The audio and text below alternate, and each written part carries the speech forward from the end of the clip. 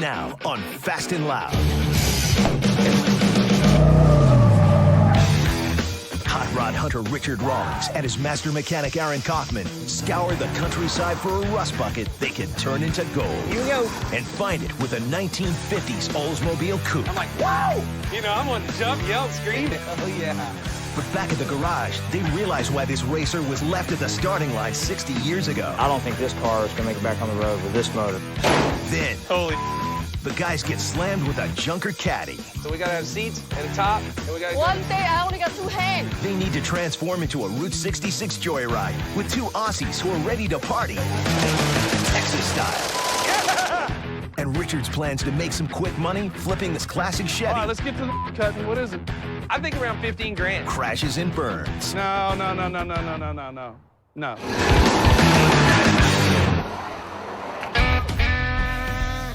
Here comes the Aussies Cadillac, Aaron. Cool. You didn't tell me it was a NASCAR. Or, Indianapolis 500 pace car. These Aussies called me like 3 days ago. They said, hey, Richard, we bought a Cadillac and we're going to send it to you. We want you to fix it, and we want to drive it across America. Wow. They told me it was freaking rough, but I don't know. They must have been totally hammered when they bought this car. They said they paid like 5 or 6 grand for it. I wouldn't give $500 for it. Missing top, missing the seat, missing the back seat, missing the taillight lens. Holy, I'm surprised it's even got 4 wheels on it. Car's missing basically all of it.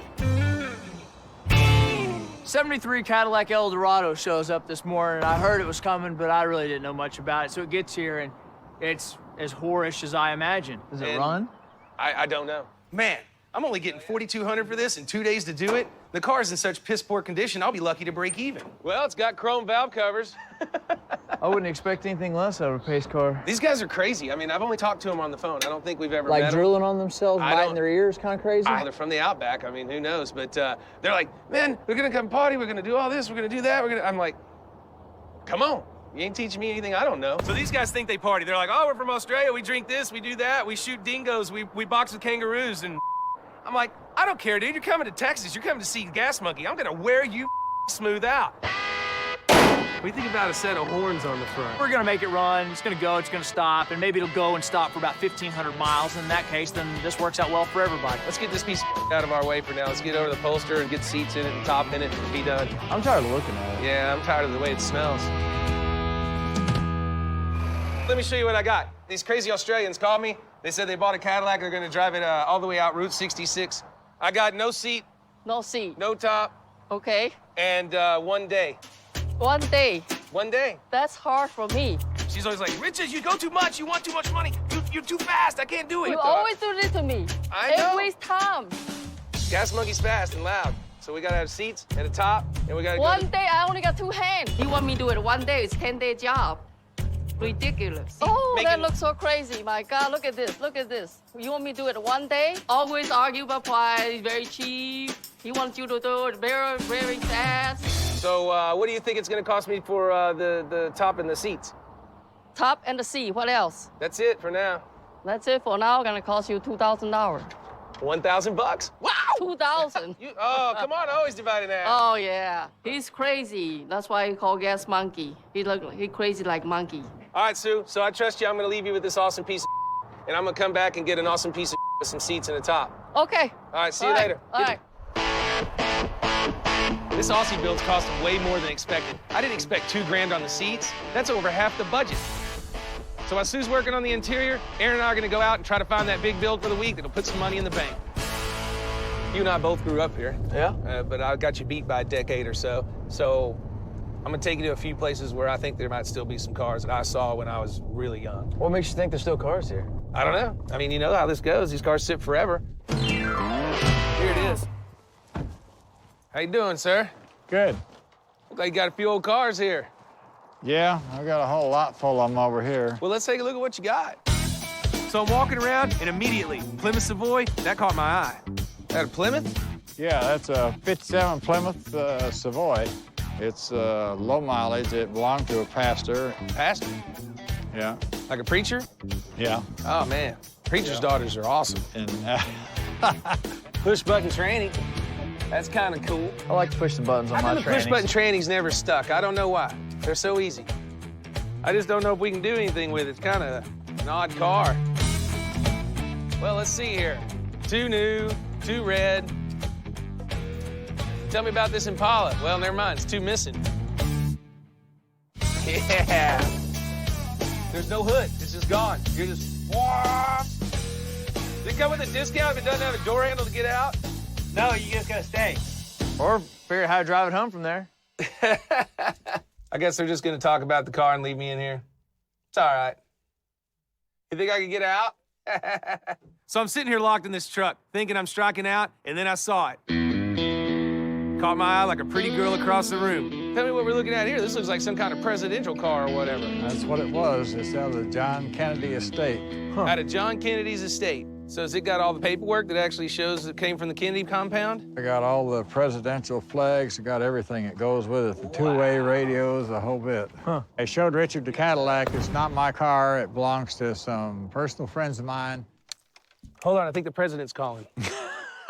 Yes, sir, right away. I'll be right there. The one thing that intrigued me the most, and I promise you this, when I leaned in to check the little Motorola phone, they had a car phone. I smelled it. I did too. Marilyn Monroe, I smelled her in there. I'd be interested in knowing if he'd sell this car. Yeah, I'll let you know. Because we could do a restoration on that, put it back to its former glory. Or maybe you can call him before we leave. If this car's the real deal, I can make a ton of money. Bottom line though, research is really important, so I'm gonna call my collector friend Dennis. He can run the VIN number for me, and we can find out if it's really JFK's. If it is, I could potentially make a few $100,000. Got my hot little ass on a 61 Cadillac limo. It is out of the Kennedy estate with paperwork. Has all the original flags that flown in the front of it. It's got the Motorola crazy phone and all the two-way radios and the big antenna and all that. Pretty run down, but not apart. And it's a newer plate, L86 HKZ. Larry 86 Henry Type Zebra. Yes. Oh, hey, Lee. What'd your guy say about this car? Did you get a hold of him? No, I didn't get hold of him yet. I left a message. He'll give me a call back. It may be today or it may be tomorrow. I can't always get a hold of him, but... Well, I'll leave you my number for sure. This is real interesting to me. I've got another friend of mine running the VIN number real fast. If it proves to be part of the Kennedy estate, it might be a car I'd want. This is a really big catch if we can land it, but the story's got to be true. But most importantly, he's got to be willing to sell it. While we wait to hear about the JFK limo, I've got to find a project that's going to make Gas Monkey some money, and I got one more lead to follow up on. One of our finders is located a 1950 Oldsmobile Coupe. I mean, we've never had one of these at the shop. It was the car of its time. Everybody had to have one, and they were fast. This was the coolest car back in the day. I mean, this car was killing everybody else in NASCAR. It had the big Rocket 88 motor. This looks like the right road, man. This is badass. I can see your enthusiasm just oozing out of your body. They make penicillin for that. Richard's always getting excited about these leads, but when we get there, we find out that the owner misrepresented it, or just didn't understand what they had, or is really just a rusted out piece of junk. So now, I just kind of wait till I see it for myself.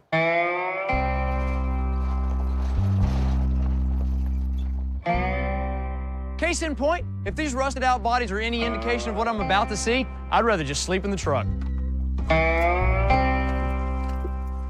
What's up? I think this is the place, Aaron. I like the barbed wire stuff there. You must be Don. I'm Don. Hey, Richard Rawlings, Gas Monkey Garage. Richard. Hey, Don. Richard, nice to Aaron, meet you. nice to meet you. When I met Richard and Aaron, they look like the typical hot rod guys. Somebody that'd probably be interested in an old 50. They look like they're all right. You're Don, but your shirt says Rick's place. Yeah, that's my best friend. That was his garage up in New York. Looks like he was into Oldsmobiles. Yes, sir. Yes, sir. Deep. That's cool. That's cool. We're here to see an Oldsmobile. All right. Heard you got a 50. Yeah. As a matter of fact, I do. Well, I got to see it. Right over here. So Don's leading us through his wasteland of old cars and junk, collectible crap. I don't know, but I saw a building in the back. Somebody finally had the common sense to put a 50 olds up for 50 years and keep it protected. That's what I'm hoping for. Here we go. Yeah. When he opened up that door, I'd literally my pants. I'm like, wow! You know, I wanted to jump and yell and scream and hand him some money and run off with the car.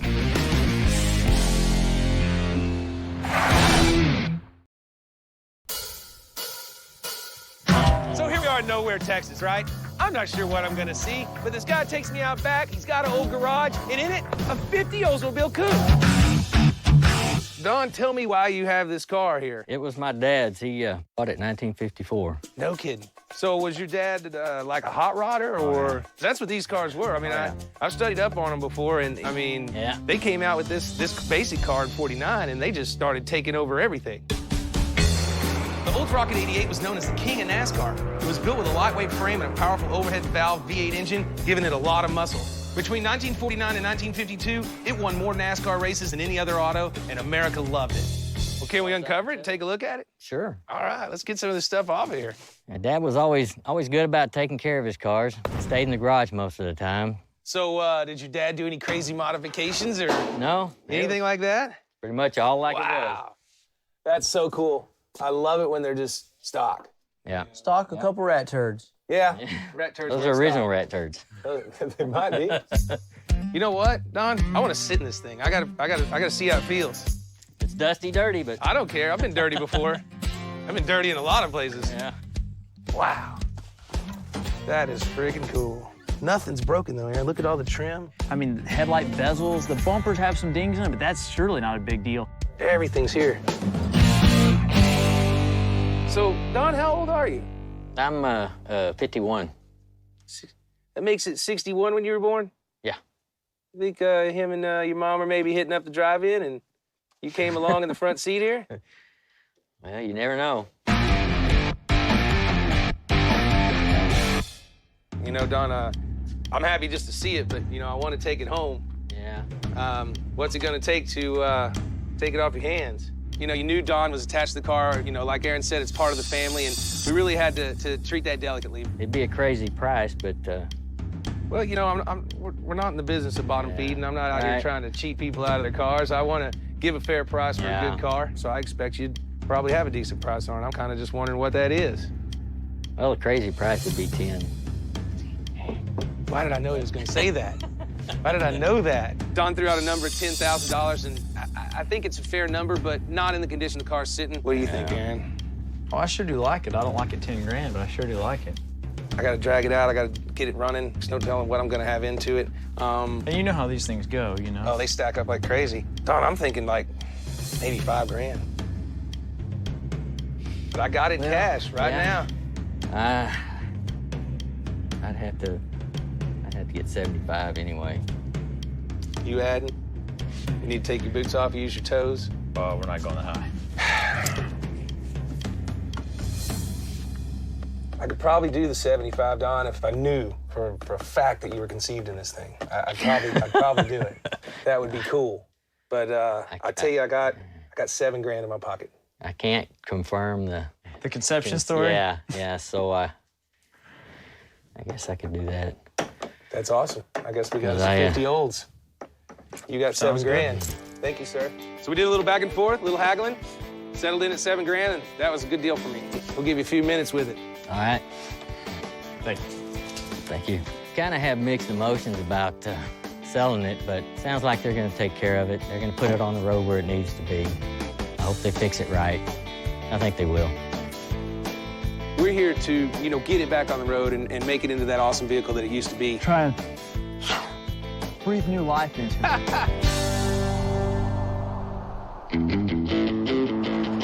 Hell yeah. We are here with the 50 olds. What do you think about that? That's pretty sweet. Don did us right on this one. It's a 50 olds coupe. It's killer. It's 303 Rocket 88. This was the coolest ride out as far as I'm concerned, from 50 to 54. I don't know. What are you thinking, Aaron? I'm thinking just, we got to stay true to the car. We just get her fired back up and get her slammed, change the wheels and tires on it. I think we're gonna have a heck of a lot of fun. Plan on the car is just change the wheels up a little bit. It's still gonna be steels, chrome, a little bit wider in the rear. We're gonna slam it down. We're gonna soup up the motor and radial tires. Other than that, I mean, the car's just too cool the way it is to really mess it up too much. Casey, what do you think about the paint? I can tell you, Casey's got a great eye, and I'm always interested to hear what he has to say about the look of the car. I say let's just throw a coat of flat clear on it, man. That'll bring out the original blue color a lot, Oh, yeah. right? Yeah, it'll lose all its oxidation on top of it. All we're doing is just making a light preservation for what's here. And that honestly, that goes further to me than putting some weird color that we think is cool on it or getting into a real serious paint job. I absolutely adore the way it looks right now. And it took a long time to get that way, so we can't replicate it. So what I wanted to do is preserve the patina on it. It's absolutely perfect. In this way, it allows us to touch the car, drive the car, wash the car without damaging the patina further. I think that's a badass plan, guys. I mean, low, lean, slick. Now Aaron and I have a plan for our big build. I know from experience that a car with this kind of modifications will bring 20 to 25 grand. That means I've only got 5 days of labor on this project to clear a profit. We're off to the races. Let's go.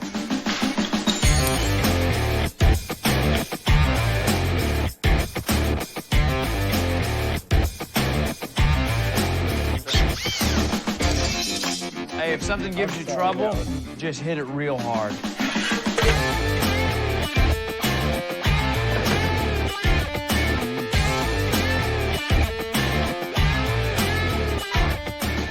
Hey, Scott, why don't you go ahead and let's get started on the motor. So let's go ahead and yank drive shaft, start doing coolant lines, just get that thing ready to come out. All right.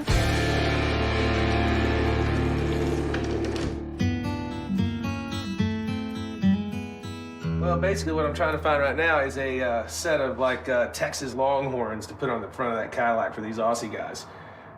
They gave me carte blanche to do whatever I want, so we're gonna jack this thing up proper. I don't even know what we would look under to make sure that we have it. We looked under antiques, video gaming tools, jewelry, furniture.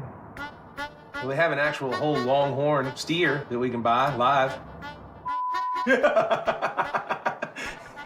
Let's just put him in the car with them. What up, Sue? What's up? It's not on. The top's not on. I don't know. What's the problem? You too rushed. Did you get lost? Yeah, you too rushed. I'm always in a hurry. You know that, and you don't even have the top on. Snap, snap. Okay. I got my sign guy here. He's gonna put down some stuff because these crazy Australians said that I could put whatever I want to on the car. So I'm gonna lay down some monkeys, lay down some logos. Then I'm trying to find a set of horns for the front. You don't have any extra Longhorn horns laying around, No, do you? I don't have it. I own a poultry shop. Did I look like I have Longhorn on me? Cool. Let's lay it down. Yeah. This is gonna be freaking nuts. Heck yeah, look at that. You know, it seems like a pretty psycho thing to do to tell me I can do whatever I want to your car. That's Gas Monkey style, though. When I do a car for a customer, we decide on a couple of things, and then it's mine. I'm gonna do it my way. That's what they're paying me for. Man, the Aussies are gonna be freaking out when they see this. What do you think, Sue? That monkey got long tongue.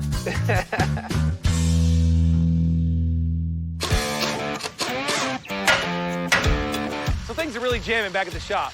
The Aussie car's over at Sue's getting the interior done. The guys are tearing the Oldsmobile apart. So I have some time for a road trip. A friend of mine told me about a guy who collects 55s and he might want to sell some of them. So I'm gonna bust over there, go see what he's got. Hello? Anybody here? Yeah. Oh, hey, sir. How you doing? Richard Rawlings. Came up a very long driveway, found a pretty cool cat. He's a big hunter, fisher, all that kind of stuff. This guy just showed up and asked me to have any 55s. Hope you don't mind. I came on up the driveway. Couldn't read the private drive sign. I did see it, but when you're hunting cars like this, you know, you gotta take your chances. And you saw me, I was real scared at first. Like, where's the gun? You know, you gotta make sure there's no guns and stuff.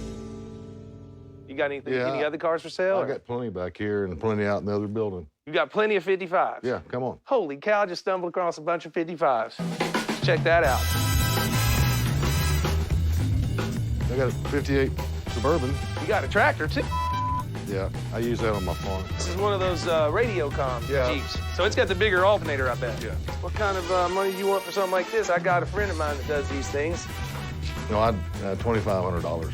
No kidding. That might be good. Now I got a two-door hardtop here that I bought, waiting to put it on the restoration. I'm really impressed with this dude's collection of Tri-5 Chevys. And over in the corner, 55 hardtop Bel Air, that's the car I want to talk about. Wow. No, it's a good-looking car. I got brand new flippers for the doors. It's the old Hot Rod 327. Cool. 55 Bel Airs were the most popular car purchased that year. They had a cool wraparound windshield, and people just loved them. They're really hard to find nowadays, but I have a buyer I know who's always looking for them. This might be a quick flip for me. Ooh. What kind of money would be a car like this? I'd like to at least get $12,000 for it. But I can be negotiated with. All right. Well, I priced it to him for 12, but then he came back and offered me 10 for it, and I said I'd probably take that. I really like it, and you said you'd go 10 grand on that car? I think I'll take that car. All right. I'm really glad I got this 55, but Aaron just called me from back in the garage. Things aren't going as smoothly as planned.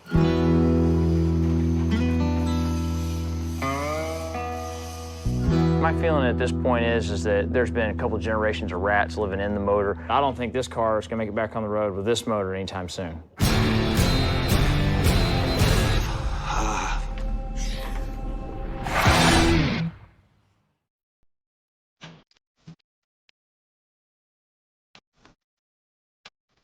I don't think this car is going to make it back on the road with this motor anytime soon. I think this is a bit of a lost cause for our time frame we have. For the shop to make money on this car, we have to keep our labor costs as low as possible. If we have to build that motor, there's no telling how expensive it's going to be. If I get this thing torn down and I've got, it's torn down. You can't even put a cap on it. There's no end. There's no stopping it. I'll have $2 grand in it just for tear down, and then they're gonna go, oh, you need this, you need that. This sucks. Only budgeted 5 days for this project, and if I gotta pull the motor out and tear it apart, then I gotta rebuild it. I don't know how long that's gonna take. This is the kind of thing that's gonna kill the resto and kill my budget. I know. Well, so what do you suggest? I think we go with just a brand new crate 350, 4-barrel, something with a little horsepower, automatic tranny. Yeah. I hate to do it to this car, but this could literally take all of the profit out of the car. In general, we like to keep the cars as original as possible because that's what our buyers like. In this case, I think replacing the engine is going to save us a lot of money. Really sucks, though. There goes some monies. Hey, boss, just stand right there and watch. Yeah. Now we gotta go up. We're gonna have to push harder. You're dead.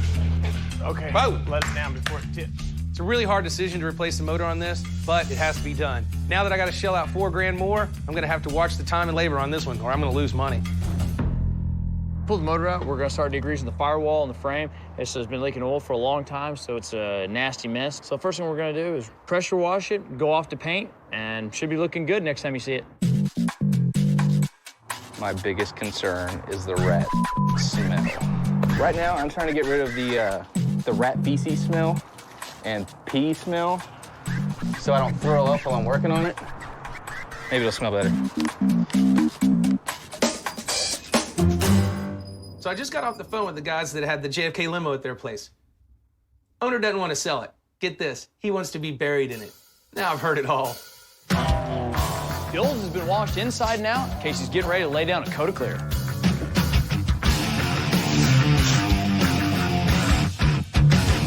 People might think this car looks rusty, but a patina finish is wildly popular in the car world. We're gonna clear coat the whole thing just as it is because we think it fits us perfectly and think it looks even better on the car. Once the exterior is clear coated, Casey's gonna paint the dash two-tone blue and white. Richard and I think it's really gonna pop the interior, give this car a great style. So we got the blue all the way down. Time to put down the white.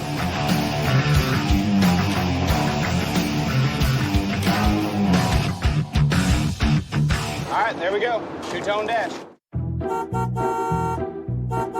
This guy's gonna have long. Now the car's been painted, we're gonna push it over to Suze and get the interior done. And as usual, she's happy to see me. You got the whole car. You're good to go. There's all the headliner bows. And I brought you the sun visors, right? Put a little rubber down. Oh my God. And then the kick panels are still here. It goes all the way up underneath there. The rest should just go together. A lot of work to do. He's crazy. Thank you. See you in a couple hours. Ridiculous.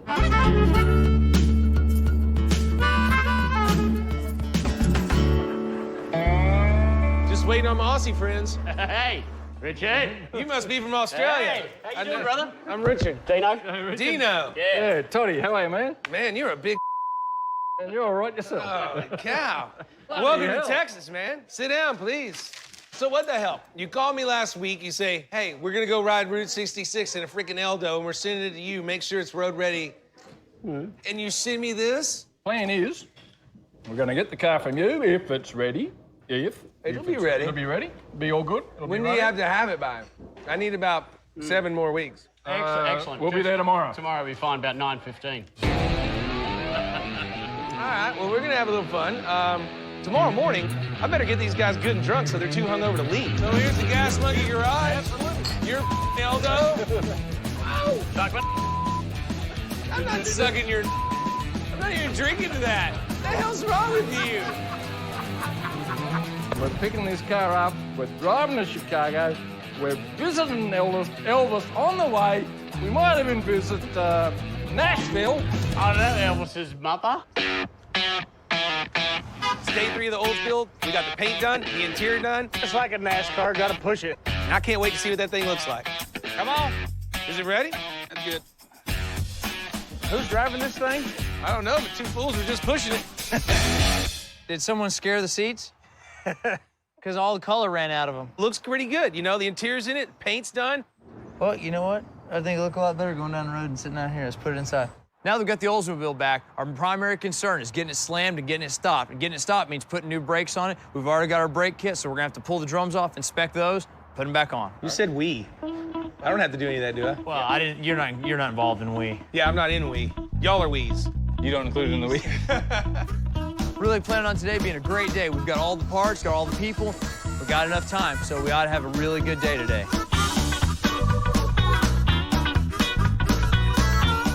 Right now, I'm finishing up the brake job on the 50 Oldsmobile. It's got 4 drum brakes, so there's lots of miscellaneous shoes and springs and all this kind of stuff that we got to put together. It just takes a lot longer, but in the end, you got to have brakes. That's how you rebuild drum brakes.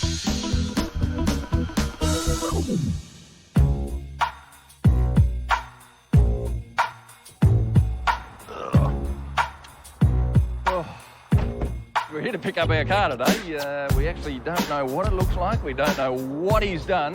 We've given him full license to do whatever he wants, so it could have anything on it. So Hopefully it'll be good. The freaking car these guys flew thousands of miles to drive isn't even ready. And I've got to distract them to buy my guys some time so they can get it back from Sue's and get to working on the motor. Hey. Hey. Well, the car's not ready, so you ever shot a machine gun before? In Texas, there's only a few things to do, and one of them is shooting guns. I know for a fact you can't get your hands on a machine gun in Australia. So I'm gonna take them to meet my friend AK Dave. He's an instructor and a manufacturer of machine guns. Welcome to Texas, mates. What's up, Dave? How you been, man? What's up, brother? How you doing? You got the goods? Yes, sir, I do. You got the cash? I brought a stack of it. Let's do it.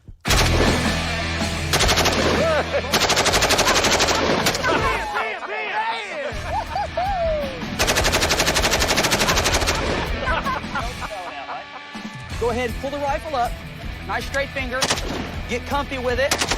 Back in Australia, our gun laws are pretty strict. You know, we fire a few rifles, but to have AK-47s and 74s and just shooting stuff, oh, far out. Fantastic. Absolutely fantastic. AK Dave was awesome, and the guys from Gas Monkey rock.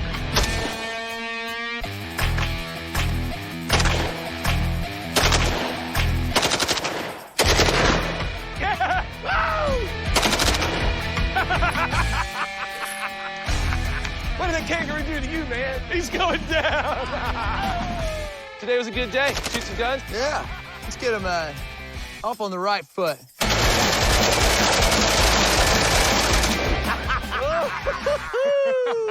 I think I got a couple more bullets. Woo! We do this every day.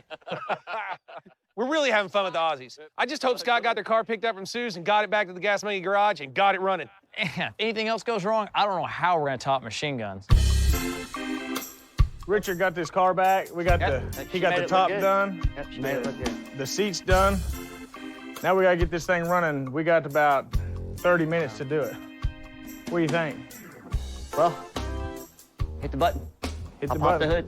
All right, let's do it. Richard and Aaron rely on me a lot to get these things done while they're gone. They left me with a big task. Thankfully, I got Phipps here to help me out and get things moving along. He's a great old mechanic, and we'll get it knocked out. Spin it over.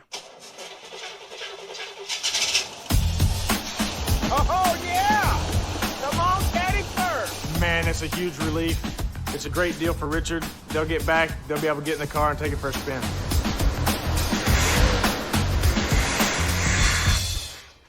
Yeah. You got gas leaking back here. Oh, we do? Yeah, we're blowing fuel out the tailpipe. Let's figure out what the is going on here. Lift it up for me.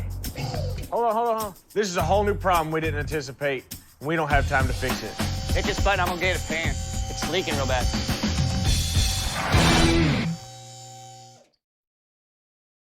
Listen, you know what I noticed when I was down there watching TV? Australians think that Texas is a different country than the United States. So we're on our way back to Gas Monkey with the Aussies after blowing some stuff up, right? Shooting guns. That was a good time. I just hope Scott has that Cadillac ready by the time we get there.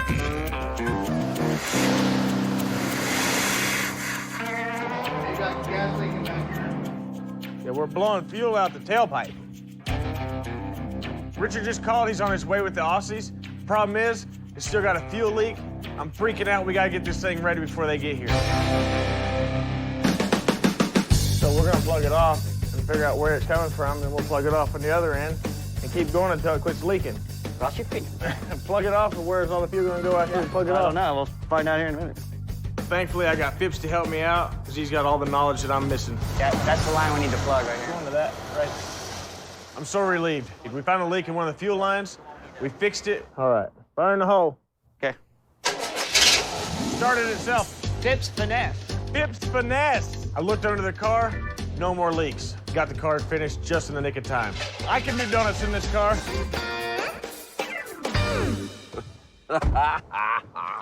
So here it is, guys.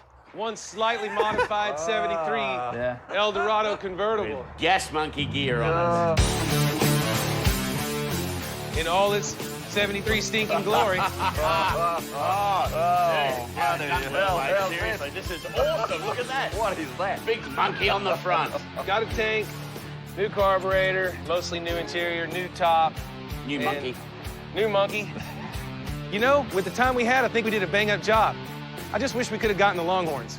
They kept on telling us that there were things wrong with it. I gotta tell you, it's beautiful, mate. It's absolutely beautiful. It's a cracker. Yeah. Fair dinkum. You couldn't ask for a better car. Oh, and it's covered in Gas Monkey decals. Love what you've done, guys. Yeah. Absolutely fantastic. Let's get your guys' luggage and get you on the road. We'll send these guys off Gas Monkey style. Me and Aaron are gonna follow them to the city limits on our motorcycles. Once they are out of city limits, I don't have to worry about it anymore. They're on their own.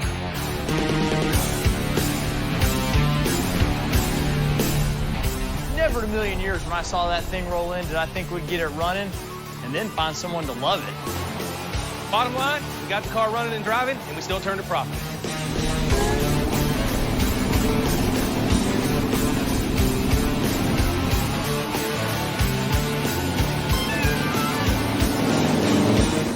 The Aussies are on their way down Route 66, and just in time. We just found out we've got a potential buyer on the 50 Olds coming by the shop tomorrow. Now I'm really feeling the pressure on getting that Olds done. I guess, guys, we're all ready to go, so go ahead and throw the motor and trans in. Awesome. Good start. We ended up getting a new motor for the Olds. Just didn't feel the time frame we had in the budget that we could restore the original motor correctly, and so we went ahead and got a new one. I'm afraid that it's a little bit of a turnoff for a serious collector, but sometimes you just have to roll the dice and see how it works out. All right, guys, all looks good. Let's get those motor mounts on. Hey, Aaron, come check this out. You mean to show you how to plug that in? See, this is what you don't see a lot because you're always in there doing the work. Plugging stuff in? No, you got to see where the good money is. This car's perfect already. I'm just going to buff up this hood ornament. I got a guy coming. I guarantee you he buys it. All right, we'll see how that goes. Look at that. That's all you need to do. Throw a little Gas Monkey shine on it. Well, I'll check on you in a little bit, see if you sold it or not. All right, cool. I got my buddy Thomas coming over. He's gonna check out the 55 Bel Air I got on my trip up north for 10 grand. I know this is the car he wants. If we can negotiate a price, I get some quick money on a quick flip. Hey, man, what's up? What's up? You hiding in there from me? Hell yeah. Oh, man. Richard called me up and said he had a great car out here that I had to come see it. The minute I pulled up, I was like, oh, my gosh, I can't believe it's a 55 Chevrolet Sports Coupe. Well, let's see what we got. First year of the V8, we got that. We got a good color, which is black. We got the two-door hardtop, which is even better. Look at that hood ornament. Oh, that thing shines like a diamond in a goat's I ass. can't believe it, the hood ornament. Best investment ever? That buffer that I just shined this hood ornament up with. Just don't see a lot of them that style. Windshield's good. The fenders are all there, Richard. Yep. No chrome. Look at the trim. Well, that's the one reason that I liked it. It has all its trim, all its stainless is there. All right, let's get to the cutting. What is it? I think around 15 grand. No. I know you. $10,000. That, dude. We've done this so many times. We just pretty much know about what each other will pay for a car. You know me and you go straight deals. I said 15, you said 10. Now we're gonna go to 12.5. And then I know you're gonna beat me a little bit, so why don't we just say 12,000 bucks? Final price on the car was $12,000, and I think it's a fantastic price for that vehicle. $12,000. 12,000 bucks. I love you, man. You bought my car for me. Thank you. Cool, thank you. Now you get to load it, and I get to go drink beer. Yes, you do. Cool. Game over. That's what I'm talking about. 2,000 bucks for 15 seconds worth of buffing. That's a good day at Gas Monkey Garage. So we're doing really well on the Oldsmobile today. We've got the engine installed, we're all wired. We've only got one thing left to do, and that's put the back tires on. Normally this would be a no-brainer, but as I'm looking up, I can tell things aren't measuring up right. See, to enhance the look of the car, I bought bigger wheels and tires than the originals, and they're not quite fitting in the wheel well. So I've got two options. I can either send back the wheels and tires and get smaller ones that fit, or I can modify the wheel well to take the tires we already have. Problem is, though, it'll cost us more time, which ultimately is more money, so either way I go, it's gonna be out of pocket or out of clock, one of the two. I'll talk to Richard and see if he wants to do it. If Richard likes it and he's willing to spend the extra couple hours on it, then we'll go ahead and leave him, just modify the wheel well. If he doesn't like it and wants to just save these for another project, we'll get 2 more wheel and tires coming. How much time is that gonna add? Oh, take me a couple hours to cut it out and probably another couple hours to weld them to pieces. I have a potential buyer coming in tomorrow, and I don't have time to order new wheels. So Aaron's gonna have to make it work with the tires that we have. And if he has to work all night, that's what he's gonna have to do.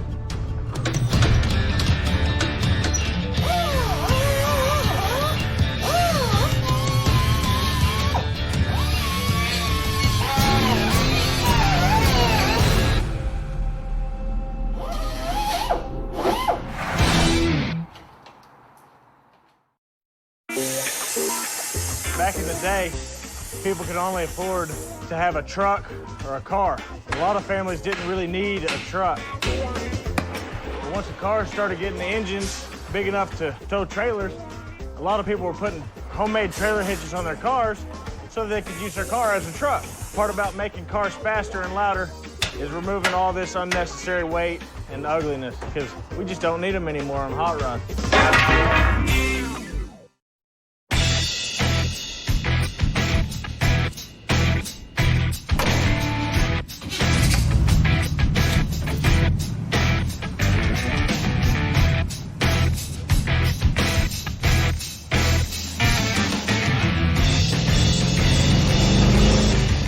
Excited Aaron and the guys finished the Oldsmobile last night.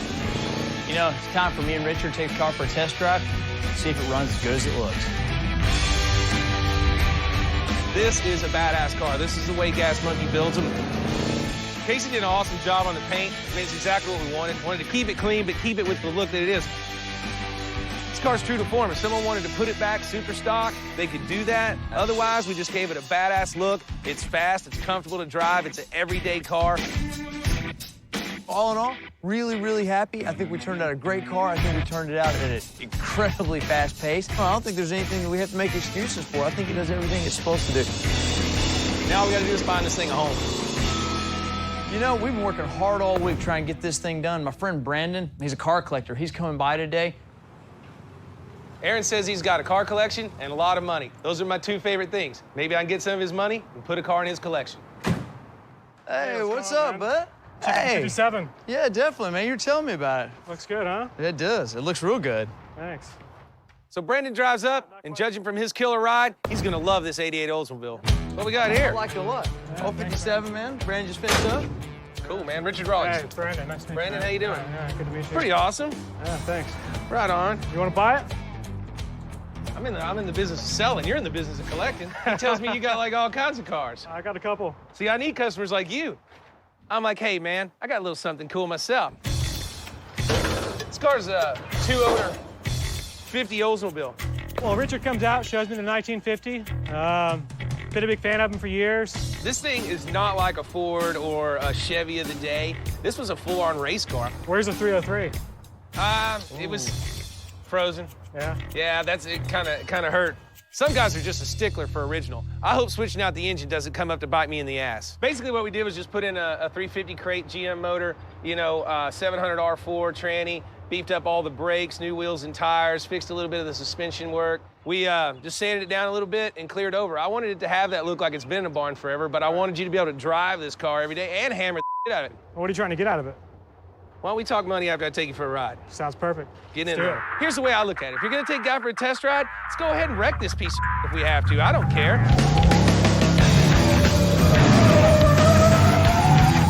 Bottom line is, they might get scared, they might get worried or whatever, but until they've unlaid that cash, it's still my car. I don't care if I wreck it.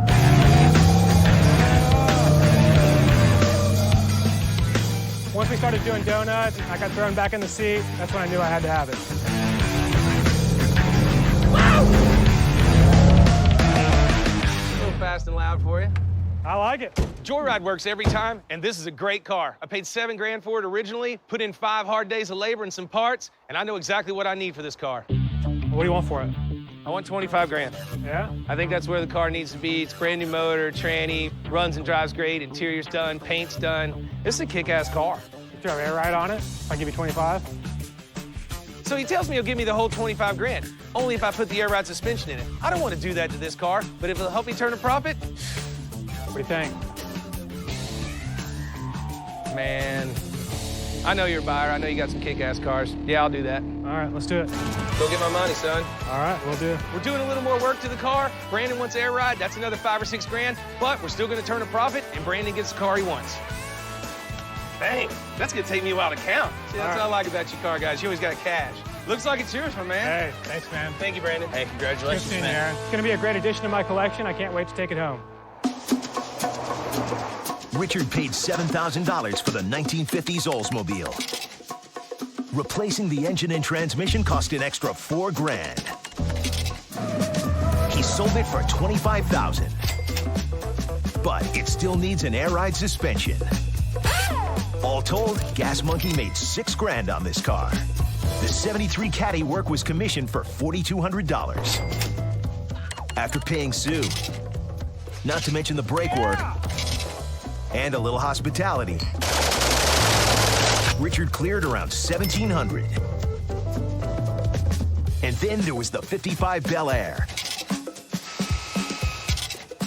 $12,000.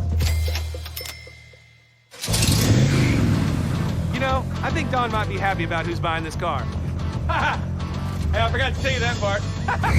And who knows? Maybe Brandon will start a family of his own in the back seat. One more Gas Monkey ride down the road, sir. Car's gone. I got cash in the pocket. The guys are paid. It's another week at Gas Monkey. I bet you're wondering what happened to the Aussies. Let's take a look. Guarantee you they would have had a better time if they had taken me along, or if they'd have just stayed in Texas.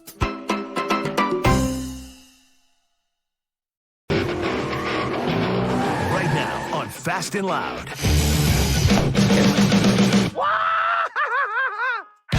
Their most ambitious project yet, hot rod hunter Richard Rawlings and master mechanic Aaron Kaufman continue their mission to turn rust into gold when they find a beaten-down 60s gasser for their big build of the week. And Richard's not just going to restore it, he's going to race it. Then, looking to make a quick buck with a fast flip, the Gas Monkey guys buy a Cadillac, but it comes with a curse. There was a lady in Oklahoma that used to have this car. She has a massive heart attack. She dies. Is the car haunted?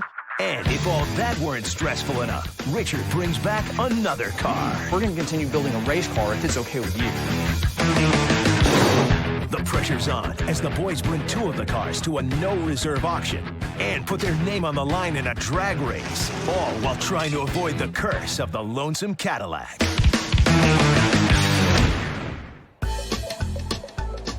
We're headed out of Dallas again, looking for our next big build, wherever we can find it. Aaron and I have been jonesing to build a race car for a while, and that's what we're hoping to find. Our first stop is a swap meet up in Decatur. Always a great place to find cars to flip.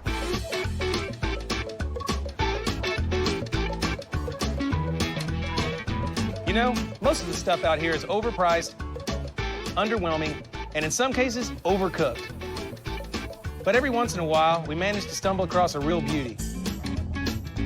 What you doing, young lady? What's going on? Hanging out. What's a girl like you doing in a truck like this?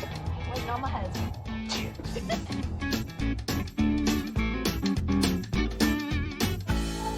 There's a car right here. Whoa. It's like a 32-ish, isn't it? It's about the right shape. Badass. 1932, that's the year the Great Depression hit the auto industry the hardest. Production was limited, which is why these Pontiacs are so hard to find. This is a Series 402, 6-cylinder, one of the first cars to have a sloped windshield. And it even had what they called ride control. You could adjust the stiffness of the suspension with a knob inside the car. And this was 80 years ago. Hey, how much you believe this? Has he got a price on it or what? Nah, it just says runs and drives. I guess we start grabbing stuff walking off, someone will show up. How you doing, sir? Fine, you? Richard Rawlings. Robert Miller. You own this car? Yes, sir. It's pretty awesome. Yeah, they're pretty rare. 32 Pontiac coupe. Little 5-window Pontiac. How long you had this thing? Oh, 15 years, 15 or 16 years. I bought the car and gave it to my wife on Valentine's Day about 15 years ago. Says it runs and drives. How reliable is it? It runs real, it ain't got but 33,000 miles on it. Original? Holy cow. Heck yeah. It's got the original 6-cylinder, split head. I drove it up to about 3 years ago. 32 Pontiac was unreal. Doesn't have any exterior rust, looks all together, looks all original. Car's freaking awesome. Well, I like this old car. What do you think, Aaron? It just depends, you know? I mean, if we're hot rodding, it's one thing. We've got horn blows. You know, we've got some issues, but I mean, just how concerned are you? He's only got $12,000 on the windshield, but I need that thing cheaper than that, and I need it right now. Well, Mr. Miller, what do you think you got to really have out of this? I think $12,000 is a little too much. Yeah, what's your best offer? I'm gonna cut you right in half. I'm thinking 6. Oh, no. Well, let's go 10. I wouldn't go less than 85. 8,500. 8,500 bottom. You know, that's what I like about marketing with guys like Mr. Miller. He'll just tell you how it is. That's it. That's all there's gonna be, too. So you're saying 6,500? No, 85. Oh, see, I always forget what we're talking about. Darren, I mean, what do you think? You gotta do the work. I mean, I dig it. I dig the style. I like it. I'm not a big fan of yellow, but I can get over it. All right, Mr. Miller, $8,500. 85. I'll take it. This car was just too rare to pass up, but it's not the race car we're looking for. So we're gonna ship it back to the garage and keep looking for that next big build. I like to take the side roads. A lot of times you'll find cars way off the beaten path, and unless you're out there looking, you're not gonna find them. There's supposed to be some cars down in here next to the lake. I bet there's some cars in the lake. There's a Mustang, little 57. Looks like a Mach 1 there. See what's going on with that. Son of a, the guy's got a Zephyr. Holy cow. So we pull up, and right out front is a Zephyr. Man, am I excited. You just don't see those every day. It's not a race car, but it's definitely Gas Monkey material. That is freaking cool. How's it going? Oh, hey, man. Dude, is that a 3-window Zephyr? Yep, 39. Holy cow. Well, we saw the Mach 1, and then I just about my pants when I see a 3-window. How you doing, Richard Sean? Rawlings. Nice to meet you. Hey, Sean. Aaron. Nice to meet you. Wow, that is freaking badass, dude. I've been fortunate enough to have about 6 of them over the last 10 years, and they sell like crazy. You want to hear it? Hell yeah. There's always a guy out there with a whole pocket full of money, and he's gonna buy it from you. Yeah! The Lincoln Zephyr is a classic. It was extremely modern for its time. The low raked windscreen, integrated fenders, and streamlined aerodynamic design. Hell yeah. Yeah, it does pretty good. You want to sell this? No, I'm gonna hang on to it. That's what I they got always those two say. projects. I got one other old junker out back, an old gasser, you know. Like a 60s gasser? Yeah, original. It's real deal. So you want to take a look at it? Hell yeah.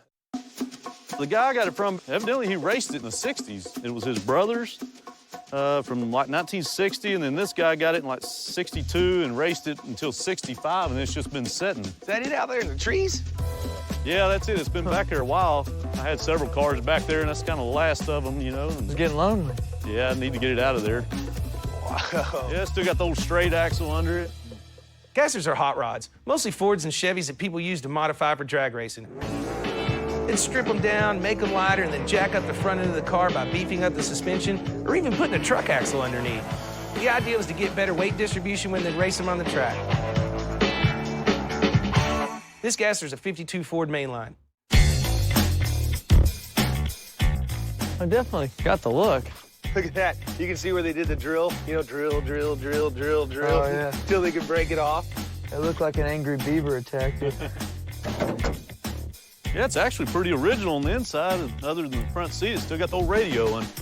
To find an actual raced gasser from the 60s, it's more mythical than a lot of other kind of barn finds. I think it's a really honest, cool little gasser. You think we can put this thing back on the road? I think we can make it a gasser again. We can make it a real race car. Sean, what do you think you got to have for this? I was hoping to get 2,000 out of it. Golly, are you going to drag it out, put it on my trailer and everything? No, I thought that was delivered. You haul it, I mean. It should be delivered. There's not a whole lot usable. I mean, I think what's got me jazzed up is it just looks cool. You know, my motors have Berendais usually just to cut it in half and start bargaining, but I think I got to cut this down to about 500. I just got a raw car here. It's worth that for yard art, man. You got a point. And it's serving its purpose well. Right. I don't know. I guess halfway, I was $1,000 get it. Give me 12 and you can take it out of here. I'm okay with that. All right, you got a deal. Deal? Cool. I'll get the money. Aaron, you load it. All right.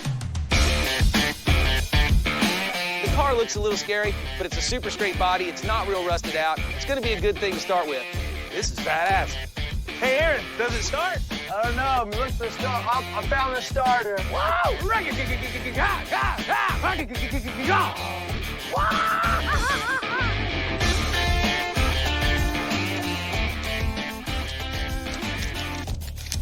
All right, my man. You got 1,200. I got a gasser. Appreciate it. I appreciate it.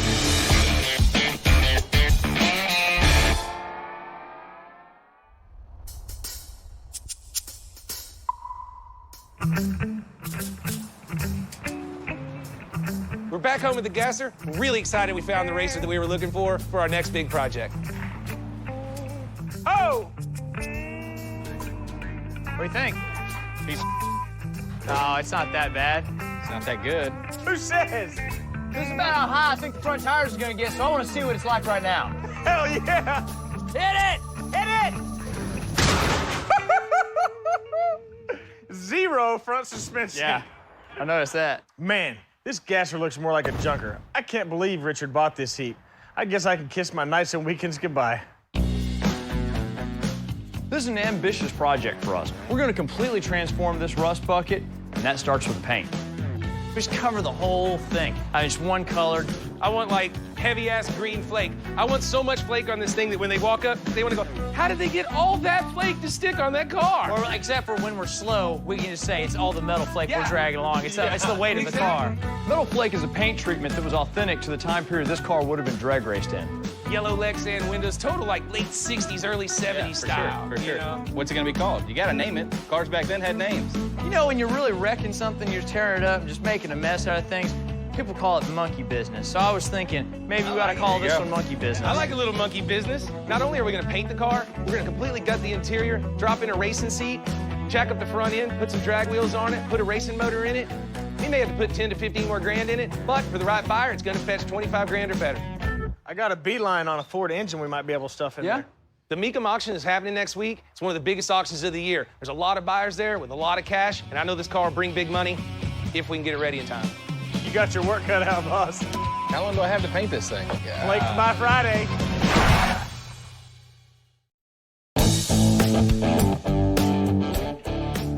We're really getting into it today, building our gasser race car. A buddy of Scott's hooked us up with a Ford 302 race motor. We stroked it out to 347 cubic inches, and we're gonna test fit it today. Think we got it? No clear.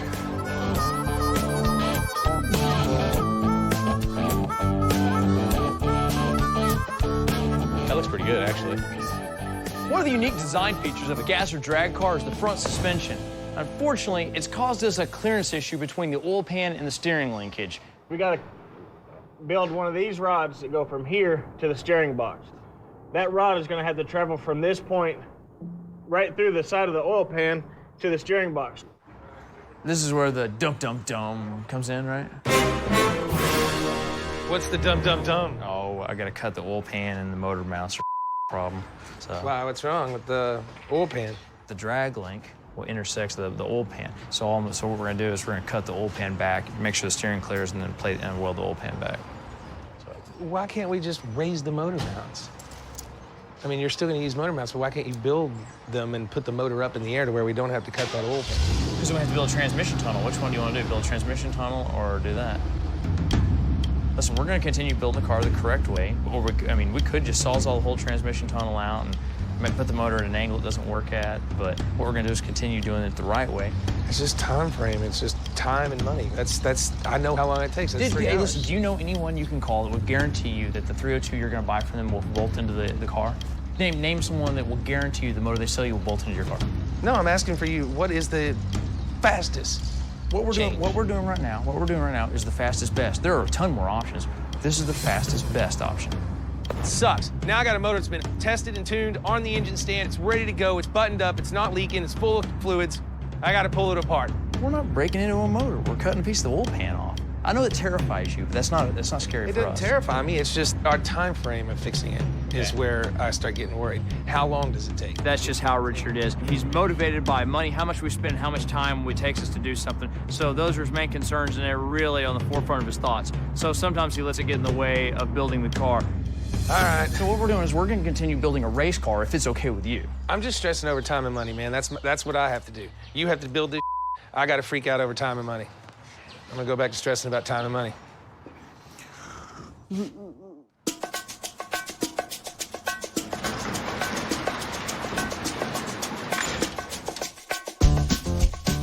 We're humming right along on the gasser build. I've got Casey working on the rear fender lip.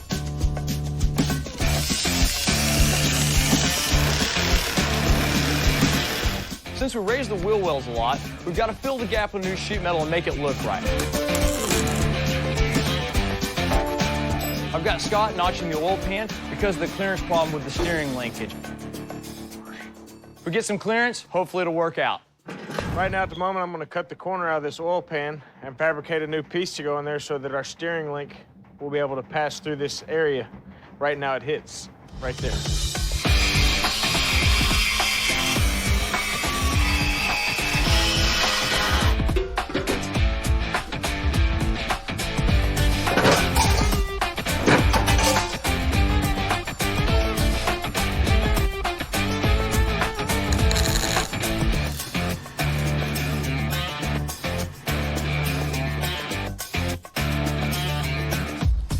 So the modified oil pan works great. We've got tons of clearance.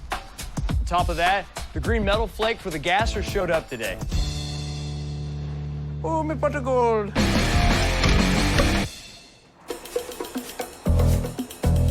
While the gasser goes off the paint, Aaron and I are following up on a lead. Thomas, who's another car collector I know, called me about a 60s Cadillac hardtop. We gotta take a look at that. Holy cow, when you said you had a Cadillac, you had one. I told you, man, it's the, how many feet you want here. Good to see you. God dang, man. Sedan DeVille debuted in 1956. It was Cadillac's luxurious upgrade to the Coupe DeVille. It was also their first standard four-door production hardtop. It was spiffy, luxurious, and known for its distinctive huge tail fins. It's a car right up our alley. It's a car we gotta have. And then he tells us it's got kind of a story or something. Oh, yeah. Story me up. Okay, here's the story. Basically, what happened was there was a lady in Ada, Oklahoma that used to have this car. She used to talk to this car. She had actually been seen by neighbors touching and rubbing on this car. Well, one day she walks in the grocery store. She has a massive heart attack. She dies inside the grocery store itself. So this car sits outside. Finally, the grocery store, notices that this car is out here. It's been sitting out here for several days. They call, and they get it towed away, and it goes to an impound lot. Now, this guy that I was buying this car from, he actually had a buddy that walked around behind it, And when he was walking in the ice, he slipped, and when he slipped, he caught his eye on the fin and cut his eyelid real bad. It's a true story. When I was getting this car, this tire right here actually blew out while I was underneath it and nearly fell on me, and I'm getting a really creepy vibe off that car. So the first thing I'm thinking is the car haunted? I'm a car lover, not just a car dealer or whatever you want to say. I mean, sometimes if you love these cars, you got to understand that they do have personalities. It needs love and care is what this vehicle needs. We hear a lot of stories while we're buying cars. There you go, love owner, baby. We usually indulge people, even if we don't think it's true. Thomas is probably just trying to jack up the price. So what's this thing gonna cost me? Do I have to pay extra for the story? How about $1 per pound? She weighs 4,600 pounds. I'll take $4,600 for it. Man, I don't know if scrap's going for $1 a pound right now. Whoa, now be careful. Not sorry if this nice car's worth $1 a pound. Well, okay. You know where I'm at? Where do you want to pay? About $2,700. $2,700. How about this? What's your best price if you get the car to where it'll run and drive? Make it run and drive. Yep. That's basically what you need. That's what I need. $3,500 to you running and driving, and just be sweet to her. That's all I ask. $3,500 for a 1960 sedan DeVille. Yes. Black. I don't think I can do any better. Aaron, you like what you see under the hood there? I like everything I see. I think you need to pay this man. Best I can figure, the car's only in mourning until it finds a new owner. We give it a new life, I think it'll be happy again. I say put some gas in it and do burnouts. Maybe that's what it's been waiting for its whole life. Hell yeah.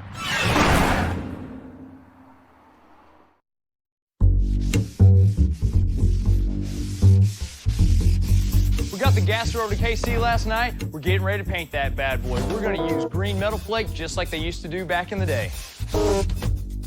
Aaron brought the car over last night. We had to smooth out the firewall, get the got stripped down, get it in primer, do a bunch of body work to it, then get it in the paint booth so we can put the green and metal flake on it. We're gonna throw down a nice green base coat, and then we got about 3 pounds of flake to put on top of it.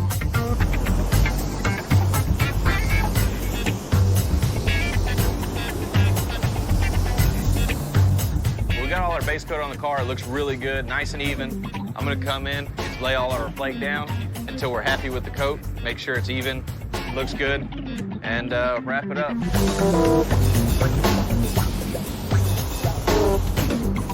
The term metal flake is deceiving. It's actually pieces of plastic, not metal. The metal would rust.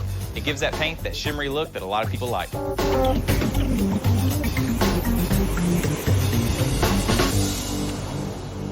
It's all done. That's one glittery gasser.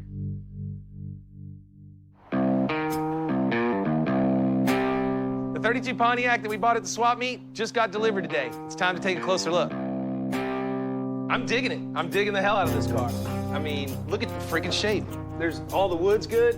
What have you? It's pretty clean. You talked about it at the swap meet. I mean, I think it's clean enough. I would say it's the best looking 32 Pontiac I've ever seen because it might be the only 32 Pontiac I've ever seen. Definitely the only 32 Pontiac I've ever seen. The Pontiac has one big thing going for it. It's unique. There's a big Mecum auction coming up, and I say we take the Pontiac and the gasser and make some bank. Here, you know what? Hey, listen, let's just see if this motor runs. Ignition. It's gotta turn faster than that to be able to suck the juice up.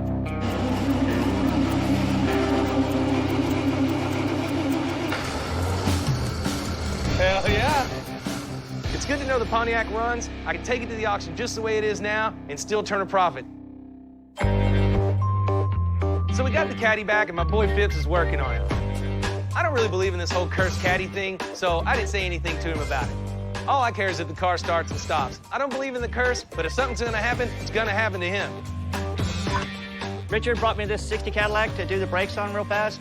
We're doing all the hydraulics, the lines. He's in a hurry to get it out.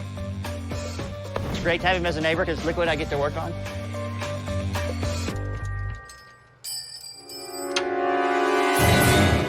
Sorry, Phipps.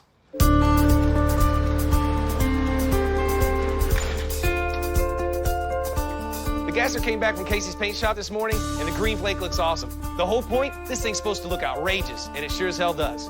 Whoa! Holy cow, dude. I gotta keep my sunglasses aren't even in the building. It did pretty good. No, I like it. Badass job, Casey. This car's badass, and I want to show it off. A buddy of mine, Dennis, races every weekend, and he thinks he's fast. I'm gonna give him a run for his money. Bottom line, next race is tomorrow. I'm gonna push these guys to get this car done. Am I ever gonna get any more time on these? No, it's only gonna get worse. Oh, good. Very good. It's gonna be a long day. Aaron got the headers done, so it's time to paint them white and put them on the car.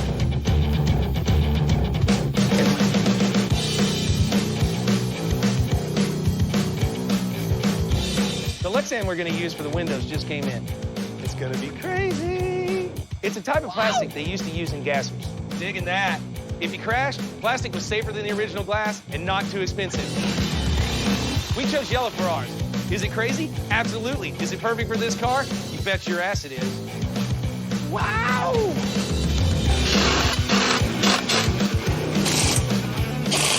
We're making a lot of headway. We got everything painted. We're starting to get things put back on the car. At the moment, I'm gonna put the transmission onto the engine. Just keep rolling. If we don't keep rolling, we'll never get it done. We're just gonna keep moving.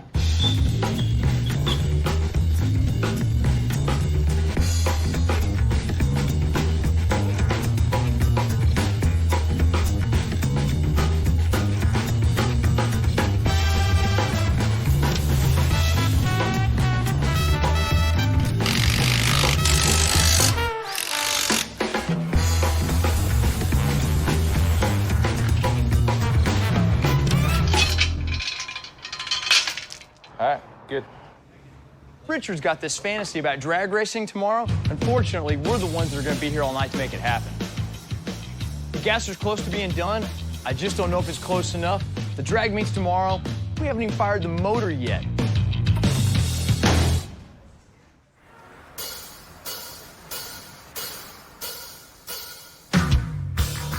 Today's the day, race day. Hopefully in a few hours, I'll be kicking my buddy Dennis's ass on the racetrack. The guys are buttoning up a few details on the gasser, but since we just found it in the field a week ago, it's amazing how far we come. Gas Monkey rocks! Scott's hard at work installing the spun aluminum gas tank that's authentic to the time period. Our graphics designer, Paul, has come by to do the exterior decals. Decals are important. They tell us what class of car we have, what motor we have, and most important, that we're Gas Monkey Garage. Cool. How you like it? Oh, hell yeah. We decided early on this car was going to be all about the monkey business, and now we've got the logos to prove it. Why is business misspelled? Are you with me? It's B-U-I-S-N-E-S-S. Business. Do we leave it? That's kind of Gas Monkey style. What, illiterate? Yeah. Can you peel it? Can you cut it and move it? Mm-hmm. Can you?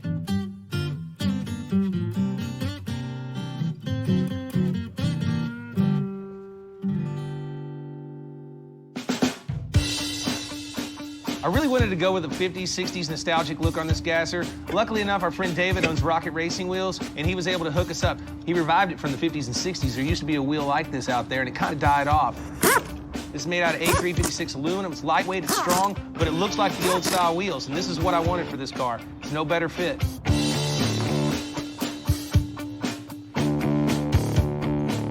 So I'm really excited about how the look of this car is turning out.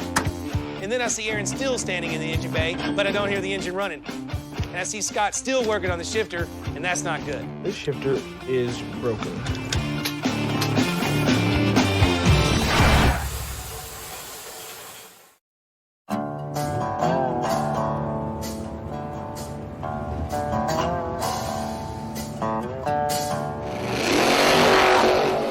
It's race day, and I'm at the track.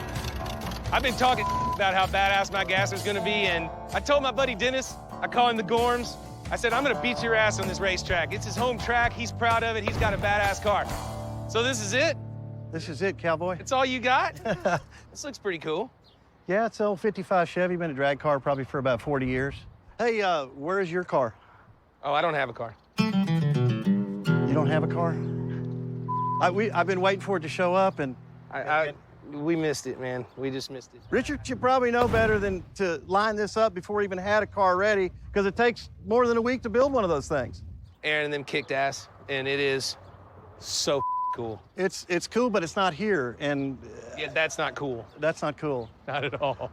This isn't a bright day in Gas Monkey's world. Bottom line is, been telling people I was gonna build a gasser, it was gonna be the best one, come out here and do a little drag racing. I don't have a race car today. Gasser might not be ready, but I'm gonna see if I can find something else. There's a ton of cars here. Hell, maybe I can convince somebody to let me borrow theirs.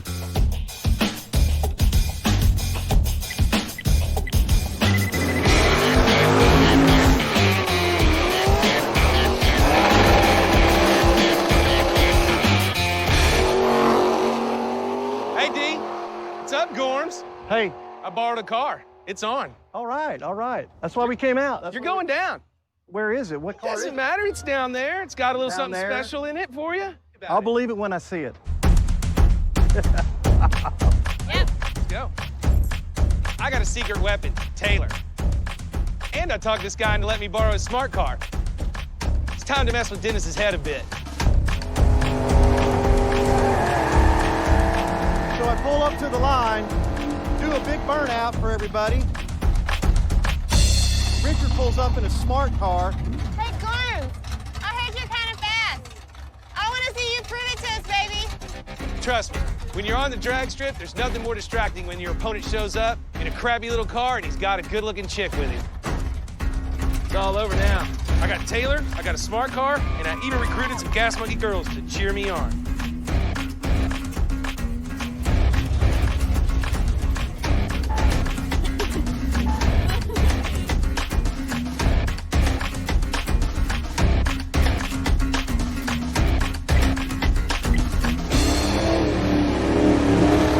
I couldn't believe it. Dennis made a classic rookie mistake. He jumped the red light. That means he's disqualified. I accidentally jumped the gun and lose the race. Richard wins. Who's the driver? Come on, who's driving? That's what Gas Monkey does. Kick your ass when you're not looking. Come on. My car might not be ready. You tricked me. But I showed up, I saved face, and I left Dennis in the dust. So it's the day before the auction, and the guy's got the gasser finished. Dennis has opened up the racetrack so we can take it for a test drive. It's 24 hours before this car goes on the block. I just got to know if it runs and drives.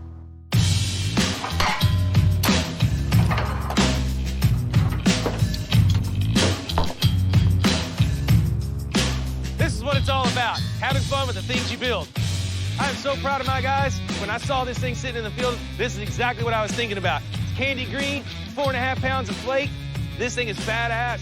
It's a 347 stroker, backed up by a C4 and a 9-inch rear end with a spool. This thing's got 30-inch slicks on it, white walls, rocket racing wheels, and now we're fixing to show you how it's done with the Gas Monkey Gasser. I'm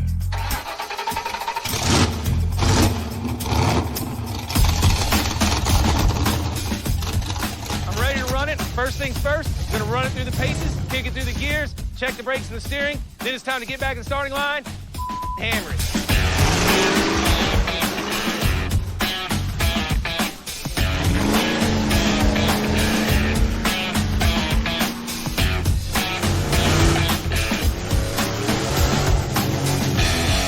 I was kind of flogging on it, getting used to the car. It quit launching, period. It just quit moving. I had a reverse gear, no forwards. I'm thinking, no! And the worst part? I think you're winning this time, Dennis. Dennis has to give me a tow with his golf cart. Looks like you won. I'm just hoping Aaron can fix this with a couple of tools. We're not gonna race anymore today. The trans cooler's just ice cold. There's nothing in the lines. I don't think the pump's turned. This is not what I wanted to hear. The Big Meekum auction is tomorrow, and basically I've got a gasser that's a green, shiny brick. Sometimes you just got to keep your mouth shut until you actually make it to the racetrack, I guess. Yeah. It's never been my style. It's been one thing after another with this gasser. You know, maybe it's that cursed caddy. Man, don't give me that cursed caddy. We gotta get this thing fixed. Called my friend Terry Sullivan. He owns Sullivan's Transmissions down here. It's what they do. They make drag race transmissions. So basically, all we really tore up here, we got some heat in there. This is responsible for third gear. Yeah, it didn't seem like we did a lot of damage. It just instantly felt like we lost pressure. Yeah, I'm ready to get the other one in if you are. Yeah. We just generated too much heat, burned up the transmission. Just had one part failure, and it led to, you know, it was systemic. I'll hold it. You get the jack. I got it, man. All right. So we bought a whole tranny? Yep. Great. Even assuming the gasser's good to go for the auction tomorrow, now I've dropped a couple of grand on a new transmission. Again. I've got so much money tied up in this car, things have got to go my way for the next 12 hours. And I know just how to make that happen. I don't believe in the cursed caddy, but I also can't afford to take any more chances. This thing has got to go, and I've got someone who might be interested in it. And I'm not saying one damn thing about the curse. I got this old 60. Our friend Magnus is in town. He owns Lone Star Cars out of Sweden. You know why he calls it Lone Star Cars? Because he comes to Texas to get big fin Cadillacs. The floorboards are great. Everything's in really, really good shape. I like Texas. It's a Lone Star state. When I come over here, I call him and ask, "Hey, Richard, what do you want to sell to me this time?" And he always come up with something. Tuned up the motor, put a new fuel sending unit in it. Still don't have an ignition key for it. Okay. When he said the car is good, it is good. You do have one small mechanical problem that I hadn't got to. The radiator's got a little hole in it. Yeah. It looks good. Need a lot of work to be perfect, but sometimes you don't need to have it perfect. Nice key. Oh, yeah. Yeah, runs. The Swedes, they like the bigger cars. The American dream, big, fancy, that's the best. That feels like the king, like the Elvis.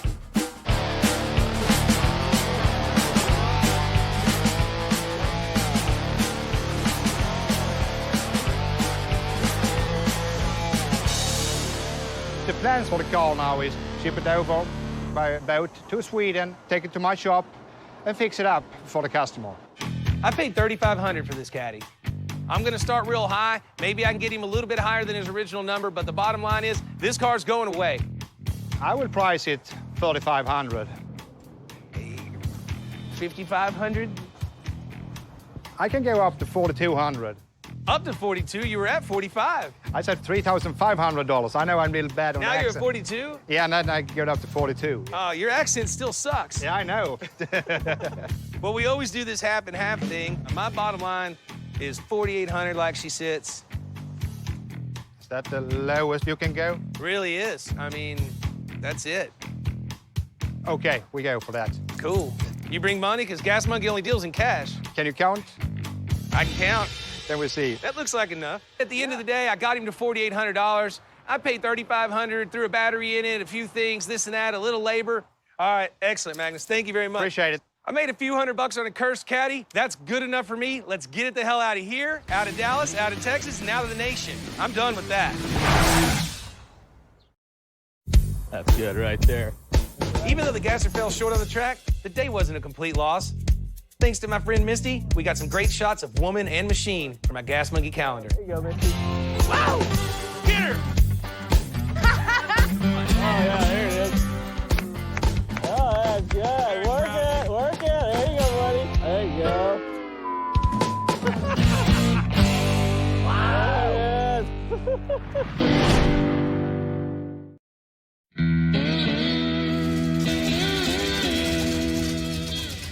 The Mecum auction is today. Got a new tranny installed in the gasser after we blew up the old one on the drag strip.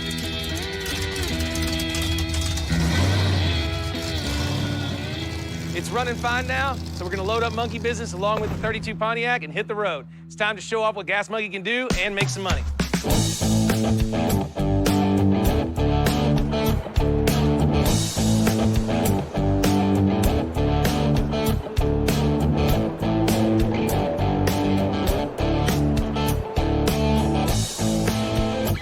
Mecum's one of the biggest auctions in Texas. You can find practically anything here, and there's a lot of buyers with some deep pockets.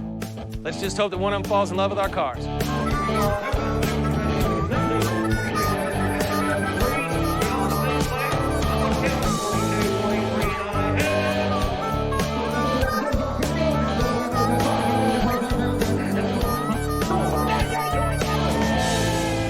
One of the consequences of going with these big auctions, it's no reserve, and I can't buy it back. That's the rules. Bottom line, if it rolls across there for nothing, somebody gets it for nothing, and I'm just out that money. That's not gonna happen. Car looks right, acts right, it's Gas Monkey green, it's gonna go for big bucks. Just because of the eyeball of it, somebody's gonna want it. Even if they haven't ever raced a gasser, they're gonna go, oh, I'm buying that, and I'm going to the track. Well, even if they don't want to go to the track, I think just in your neighborhood, this right here is bound to cause some trouble, you know? And I think there's a lot of people who are just into getting into trouble, and I think this is the ride for it.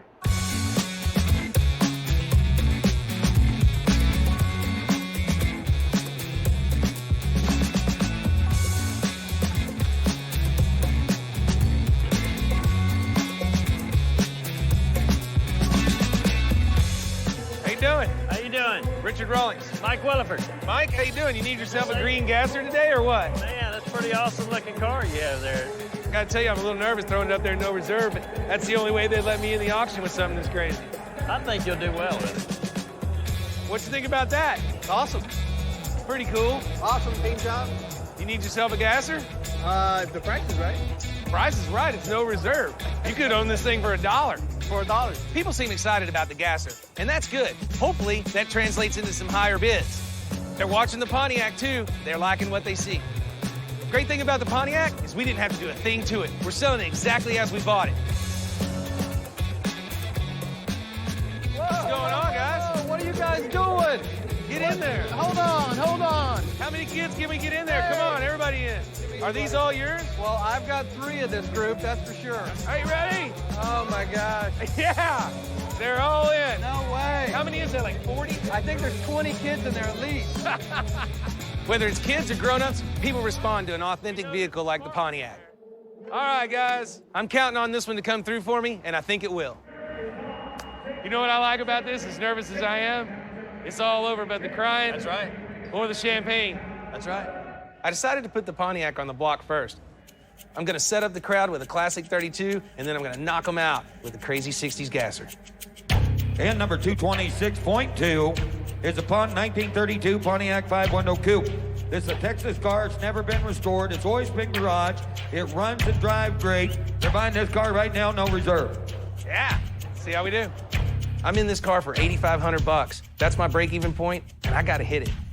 Get it up, get it up, get it up, get it up, get it up, 20 grand. Get it up, 17, 15, 15, 15. It's no reserve, 15. How much? Get it up, no reserve. Get it up, 5, 6. Get it up, 5, 6,000, 6, 7. Now 8. Get it up, 8 grand. Get it up, 5. It's all steel body, all original. I got it. Down 8. All steel body. I was Kevin at 75. $8,000. Get it up, 8. Down 5. Get it up, 85, 8, down 5, 5, down 9, 9,000, down 5, got it up 5, We're running now. Got it up 5, 10, 5, sir, 10 it up 5, down 11, got it up 10, 5, 11, down 5, 11 it up 5, 11, 5, got it up 10, now we're making money. 11, 5, 11, 5, got it up 5, 5, 5, final call, 12, down 5, final call, got it up 12, 5, sold it, 12,000, Kevin, sold it, 12,000. And number 227, thank you, sir. That's good for fast and loud. So we did well on the Pontiac, made about $3 grand. Now it's time for the moment of truth. With all the setbacks, this gasser's got me down for $21,400. I got it all on the line. I threw my out. Whatever comes back, it's what I get. This car is a 1952 Ford mainline gasser. It was built by a world-famous Gas Monkey Garage and selling at no reserve. 50, done the bow, 50, 50, 50, done the bow, 40, 30, 20. That's one done the bow, 20, 20, 20, 20, done the bow, 20. That's one done the bow, 20, 20, 20, done the bow, 10, 12. That's 10, now 12, no reserve. That's 10, now 12, done the bow, 12. That's 10, now 12, done the bow, 12. That's 10, now 12, done the bow, 12. That's 12, done the bow, 12, 12, 12. And did I hear 12, 15? That's 12, now 13. That's 13, now bid me 13, now the bow, 14. That's 13, 14, now 15. 15, now the bow, 16. That's 16, now we're rolling. Now 17. That's 17, now the bow, 17. That's 16, now 17. You like the color? Take it away, take it away. 17 on the gasser. That's 16, now 17, now the bow, 17. All in, all done, all through. That's 16 with Brian. 17. Nope, that's 16, now 17, now the bow, 17. All in, all done, all through. 17,000. Go, 16,000, Ryan. Car number 238 is a 1960. We just lost our ass. That was not a good deal. I'm feeling good about being in the black on the Pontiac, and then the gasser smacks me in the face. I was hoping 20, 30 grand. I get 16? Ouch. Well, that's that. Yeah, it kind of sucked. There needed to be 2 guys in this room that wanted that car, as it turns out. There was only 1, so there was no chance of getting a war between them going and see which one wanted it more. That was what he was willing to pay, and no one else was going to argue with him, so we lost the car. Richard bought the gasser for $1,200. After paying for the second transmission, he spent a total of $20,200 in parts and labor. Wow. But the high bid was $16,000. He bought the 32 Pontiac for $8,500. It went off the block for $12,000. He took the cursed caddy off Thomas's hands for $3,500. He spent $300 on the brakes and engine. and sent it off to Sweden for $4,800. The boys took it on the chin this week with a $900 loss. One of the lessons I learned this week is you got to go with what the public wants. We went with what we like, what we dig. You know what? Maybe we need to tone it down a little bit. Instead of thinking what do we like, we think what makes money. You know, because I think so often. Wait a second, can you say that again? Yeah. Can you say that one more time? What do we like against what makes money? Because that's our biggest argument. Yeah, I know. Well, I like to think of the cars as my own until we sell them. But, you know, that's just not going to pay the bills. I say we leave here right now, go to the bar, and act like we made a bunch of money. Man, nothing feels better than acting like we made a bunch of money. Let's get out of here. আপনি beef দিয়েছেন, chicken দিয়েছেন, একসাথে অনেকগুলো protein, সাথে আবার অনেকগুলো vegetable বানিয়েছেন, দারুণ, কিন্তু গেস করেছেন অনেক কম।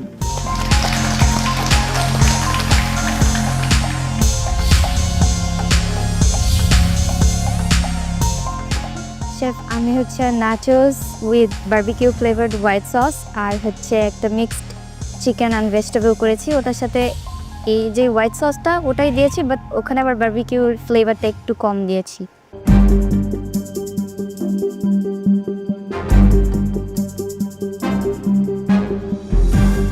নসীন, আপনি আজকে কতগুলো ইনগ্রিডিয়েন্টস গেস করেছিলেন? 17টা। 17টা ইনগ্রিডিয়েন্টস দিয়ে আপনি রেসিপিটা বানিয়েছেন? হ্যাঁ, শুধু জুকিনি লিখেছিলাম, ওটা ছিল না, সো এটা দিন। বিফও ছিল না? জি, বিফটাও ছিল না। না, মানে আমি লিস্ট মানে অ্যাড করেছি কি সেটা অ্যাড করেছি। হ্যাঁ, মানে অ্যাড করিনি, জুকিনিটা জাস্ট অ্যাড করিনি, বাকি সব। নসীন, আজকে আমাদের টোটাল ইনগ্রিডিয়েন্টস ছিল 26টা, 26, যেটার মধ্যে আপনি গেস করেছেন 17টা, অ্যান্ড 17টার মধ্যে আপনার 9টা কারেক্ট হয়েছে। সো ওভারঅল আমি যদি বলি, আপনি আজকে রেসিপি কমপ্লিটলি ডিফারেন্ট একটা বানিয়েছেন, নাচোস বানিয়েছেন। I C the similarities between পিটা ব্রেড অ্যান্ড নাচোস। সো ওই জায়গাতে আল গিভ ইউ দ্য ক্রেডিট যে আপনি ক্রিসপি টেক্সচার দেখে হয়তো বা নাচোস মনে করেছেন। স্যালাডটা কমপ্লিটলি হয়নি, because it was a cold salad, beetroot ছিল, ফেটা চিজ ছিল। আপনি নাচোস চিন্তা করেই নাচোসের জন্য একটা ফিলিং বানিয়ে ফেলেছেন। আজকে আমাদের যে টাস্ক ছিল সেটা নিয়ে আমাদের শেফ বলে দিয়েছেন। আমি যদি টেস্টের কথা শুধু বলি আলাদা করে, তাহলে আমার কাছে এটা খেতে মজা লাগছে, দারুণ লাগছে, কিন্তু আজকের টাস্কের সাথে ম্যাচ করেনি। নাচোসটা ক্রিসপি, আপনি বিফ দিয়েছেন, চিকেন দিয়েছেন, একসাথে অনেকগুলো প্রোটিন, সাথে আবার অনেকগুলো ভেজিটেবল বানিয়েছেন, দারুণ, কিন্তু গেস করেছেন অনেক কম। Thank you. পূর্ণিমার সাথে আমিও একমত যে খাবারটা খেতে ভালো হয়েছে, কিন্তু আজকের যে টাস্ক ছিল তার কাছাকাছি কম যেতে পেরেছে। থ্যাংক ইউ, গুড ফ্রাইড ছিল। নসীন, আপনার নাচোসের কস্টিং ঠিক আছে। থ্যাংক ইউ নওশিন, আপনার ফুড নিয়ে যাবেন।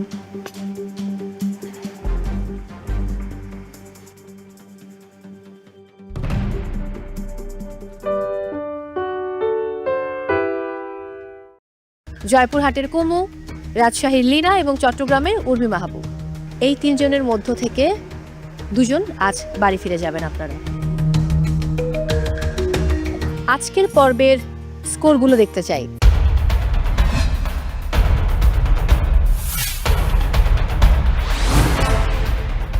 এবার তাহলে আজকের পর্বের কে টপার হয়েছে সেটা জেনে নেই। Let's have a look. Wow, Safayat 30 out of 30, congratulations.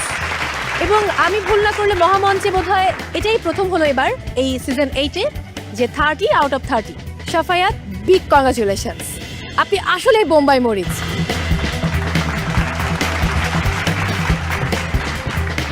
বিজ্ঞ বিচারক, ওই যে শেষ ভালো যার সব ভালো তার একটা কথা রয়েছে। আমাদের টপ 10 নিয়ে যখন যাত্রা শুরু করলাম, তাদের প্রথম যে চ্যালেঞ্জটি ছিল সেই চ্যালেঞ্জেও কিন্তু সাফায়েত টপার হয়েছিল, এবং আজকে শেষ চ্যালেঞ্জ বাক্স রহস্য, সেটাতেও সাফায়েত টপার হয়েছে। তো আমার মনে হয় আমরা সাফায়েতের স্কোর দিয়ে শুরু করি। 4টি পর্ব মিলিয়ে টোটাল স্কোর কত দাঁড়ালো সাফায়েতে সেটা এই মুহূর্তে দেখে নেব। Let's have a look. Wow, 111.6 out of 120। Congratulation Safayet. Thank you so much. এরপর দেখে নেব তামান্নার স্কোর। 4টি পর্ব মিলিয়ে টোটাল স্কোর কত দাঁড়ালো?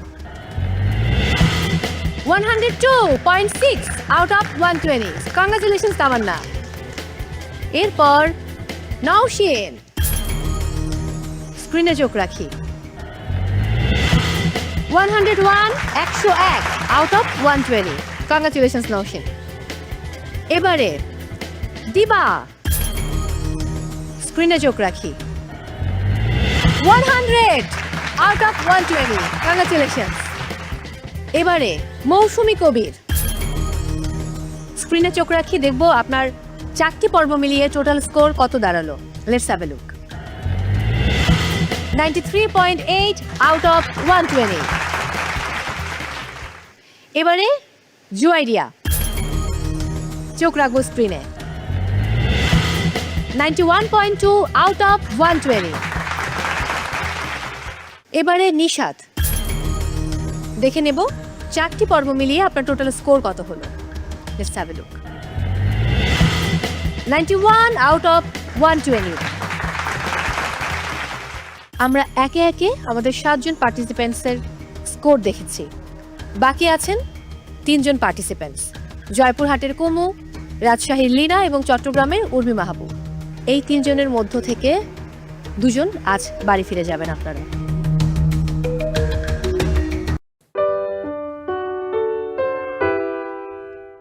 বাংলাদেশের কোনো কুকিং রিয়েলিটি শোতে এই চ্যালেঞ্জটি আজ পর্যন্ত হয়নি।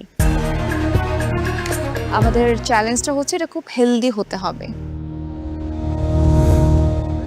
একটা ডিশ বানাবেন and it has to be somewhere between 500 to 600 calories. এর থেকে কমও না বেশিও না।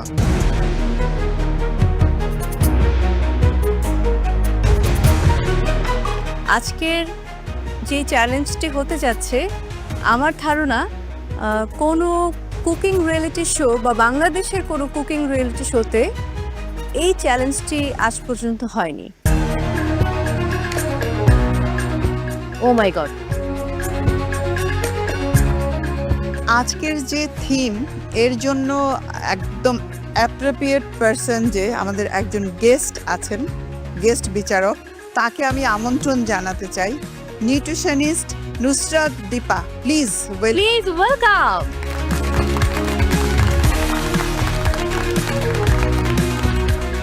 Thank you so much for coming. কেমন লাগছে আমাদের এই আয়োজনে এসে? প্রথমে আপনাকে থ্যাংক ইউ জানাচ্ছি, ভীষণ ভালো লাগছে এবং it's an honour to be here as a guest জাজ, বিকজ আমার সঙ্গে যারা রয়েছে জাজেস হিসেবে সবাইকে থ্যাংক ইউ দিচ্ছি। ভীষণ ভালো লাগছে ডেফিনেটলি, এবং কংগ্রাচুলেশনস আওয়ার টপ 8 কন্টেস্টেন্টস। আপনাদের জন্য অনেক অনেক শুভকামনা রইল। সেই সাথে আমি সবসময় অ্যাজ এ ক্লিনিক্যাল ডায়েটিশিয়ান আমি কিন্তু সবসময় বলি যে শুধু রান্না করলেই চলবে না, স্বাদ এবং স্বাস্থ্য দুটোর কম্বিনেশন থাকতে হবে। সো আজকের রান্নায় আমাদের এই এক্সপেকটেশনটা কিন্তু অনেক বেশি থাকবে আপনাদের কাছ থেকে। So wish you all the best. এবারে বিজ্ঞ বিচারক, আজকের চ্যালেঞ্জ কি সেটা জানার জন্য অধীর আগ্রহে অপেক্ষা করছি আমরা প্রত্যেকে। আমাদের আজকের চ্যালেঞ্জটা আমাদের modern habits, culture, trend and ভাইবসের সাথে অনেক related, specially for Gen Z and millennial. একটু খোলাসা করেই বলছি, যখন গভীর রাত হয়, গভীর রাত হয়ে আমরা সবাই যে যার ব্যস্ত সময় কাটিয়ে ক্লান্ত হয়ে বাড়িতে ফিরি, যে যার কাজ অনুযায়ী, কেউ কন্টেন্ট ক্রিয়েটর হতে পারে, কেউ অনেক গেম খেলে, এরকম হতে পারে, কেউ হয়তো বা আমরা রিল্যাক্স হওয়ার জন্য কিছু অ্যাক্টিভিটি ছেড়ে একটু রিল্যাক্স হওয়ার চেষ্টা করি, আর তখনই ওই সময়টাতেই ওই জিনিসটা আসে। আশ্চর্য, কে আসে? যখনই আমি আমার ল্যাপটপে কাজ করতে থাকি ওর যে কোনো ধরনের টিভি সিরিজ দেখতে থাকি, একটা সার্টেন টাইমে একটা ইচ্ছা আসে, একটা ক্রেভিং আসে। I look for something comforting, satisfying, যেটা দেখে এবং খেতে ভালো লাগবে। মিডনাইট ক্রেভিং আসে আমার। অ্যান্ড আজকের আমাদের চ্যালেঞ্জটা midnight craving. Wow!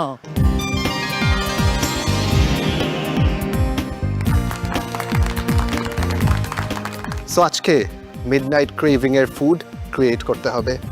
So participants, এমন কিছু রেসিপি আজকে আমরা টপ 8 পার্টিসিপেন্টসের কাছ থেকে পাবো যেটা আমাদের মিডনাইট ক্রেভিং হলেও সেটা আমাদের শরীরটাকে সুস্থ রাখবে। সেই জন্যই আজকে আমাদের মাঝে আছেন আমাদের গেস্ট জাজ।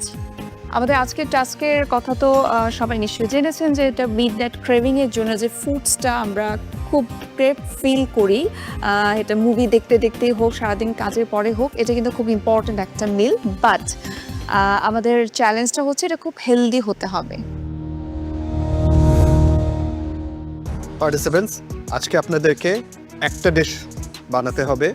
Please keep in mind midnight craving, ঠিক আছে? অ্যাপ্রোপ্রিয়েট টাস্কের জন্য যে রেসিপিটা সেটা সিলেক্ট করবেন, একটা ডিশ বানাবেন, and it has to be somewhere between 500 to 600 calories.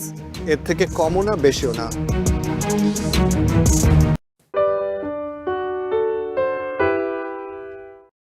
Ten minutes minus হওয়ার পরেও আপনি আজকে একটা ছক্কা মেরে দিয়েছেন। ওয়াও! পরবর্তী চ্যালেঞ্জগুলো থেকে আমি নিজে আরও 10 মিনিট কমিয়ে দেব। কেউ দেখ বা না দেখ, কমিয়ে দিলেই আপনি ভালো করছেন। নিশাত, আপনার খাবার নিয়ে চলে আসুন।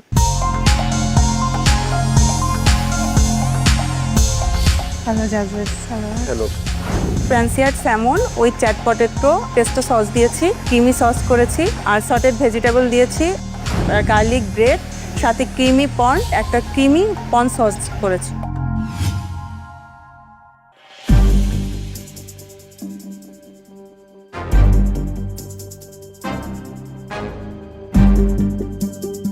টেন মিনিটস মাইনাস হওয়ার পরেও আপনি আজকে একটা ছক্কা মেরে দিয়েছেন। প্লেটিং দিয়ে শুরু করি। অ্যাবসোলুটলি বিউটিফুল এই প্লেটিংটা। আমি প্রতিটা এলিমেন্ট টেস্ট করে দেখছিলাম। স্যামন ইজ কুকড বিউটিফুলি, কালারটা খুবই সুন্দর, সসটা মজা, আপনার বেসিল যে পেস্তো বানিয়েছেন সেটার টেস্টও অনেক ভালো, অ্যাসপারাগাস কুকড পারফেক্টলি, বেসিল অয়েলটা adds a lot of flavor. Overall, এই প্লেটে it's perfection. Thank you chef. আজকে আমার দুটো ডিশ আই থিঙ্ক 10 on 10.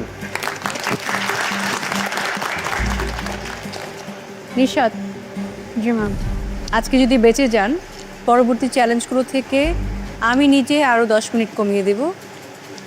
কেউ দেখ বা না দেখ, কমিয়ে দিলেই আপনি ভালো করছেন। কমিয়ে দিলে সবসময় যে ভালো নাও করতে পারি। 20 মিনিট কমাই, ছেলে আর মেয়ে, ছেলের জন্য 10, মেয়ের জন্য 10।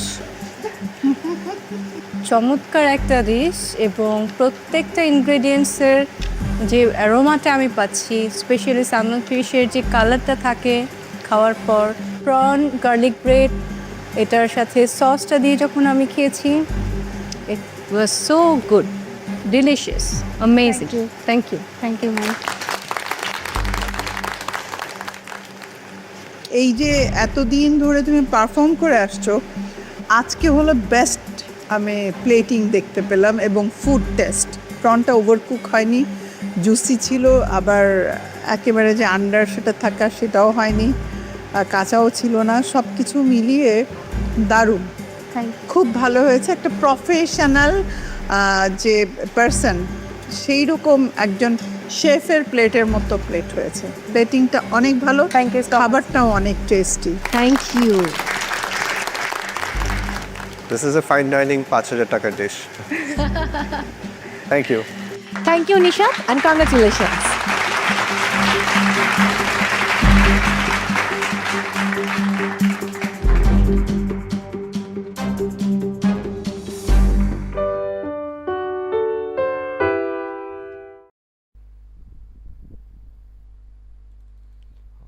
So tired, so tired.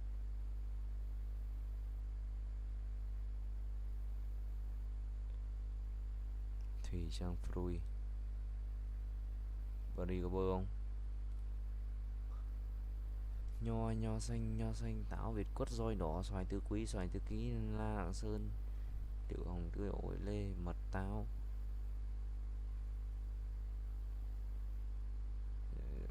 Hoa xanh, dưa chuột bao tử, rau củ hỗn hợp.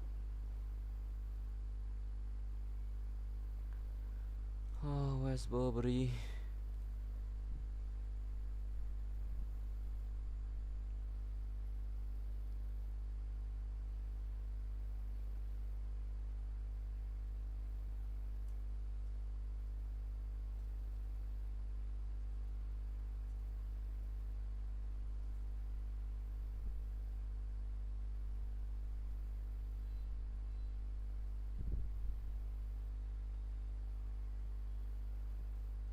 Cái gì vậy? Why do not understand?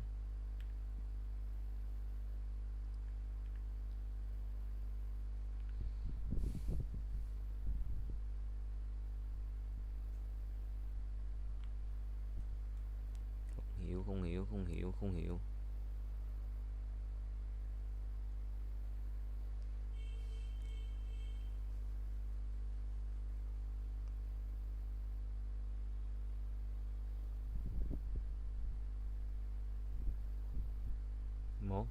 Mố. Hỏng rồi.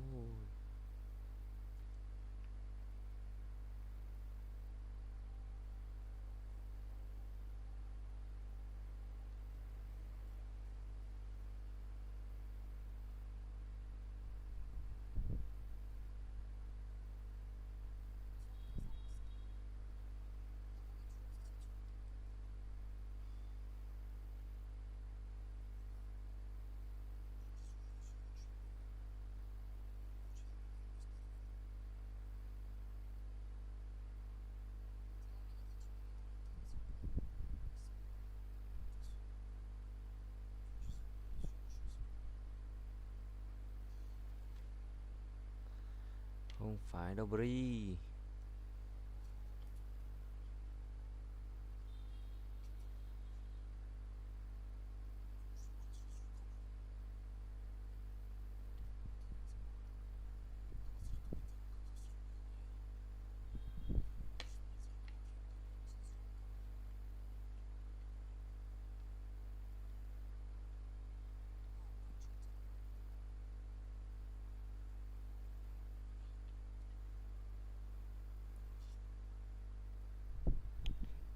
No Bri no.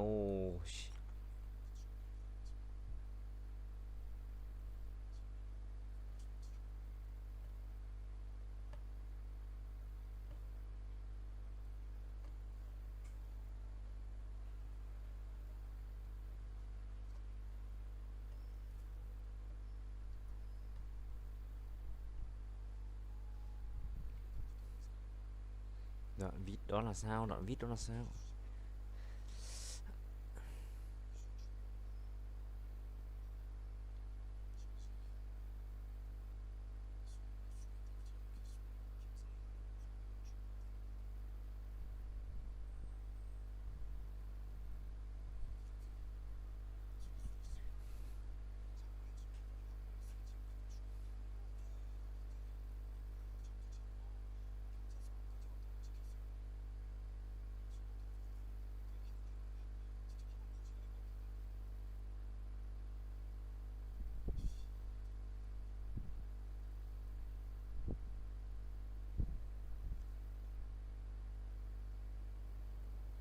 Căng cái nhẹ.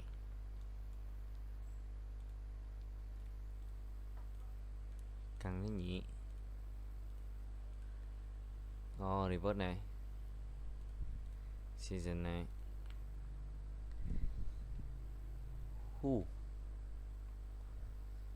Ai đây? Rất căng ạ.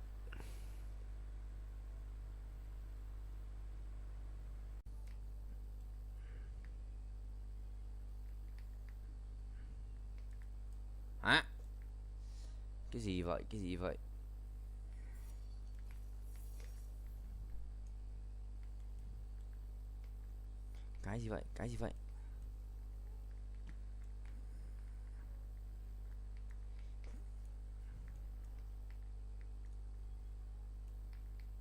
Mày nhọn.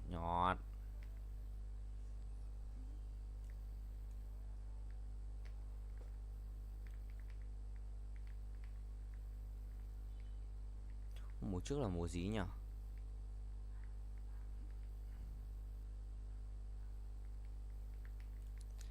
Đi xin thiên cung các thứ. Nhớ remember.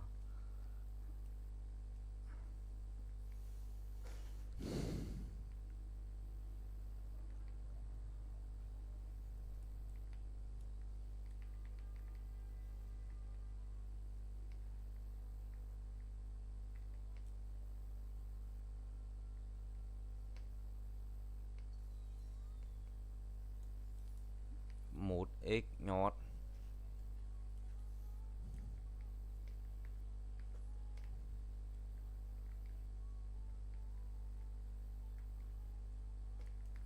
Mười lăm 14.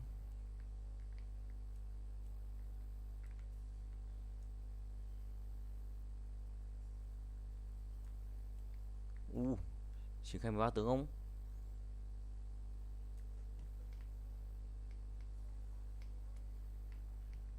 Mày hãy đổi sân ta, mình chưa có sân nha. Chưa có sân nha. Chưa có sân, chưa có pet có hiệu kết liễu. Shiba.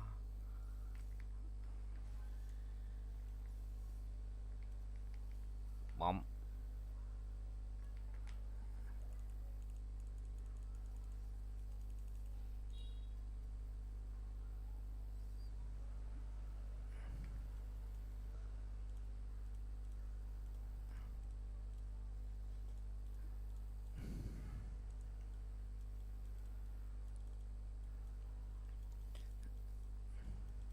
Bình tĩnh nào. Ủa có 150 rồi. Đánh được cái map cuối rồi. 160 đổi map xong.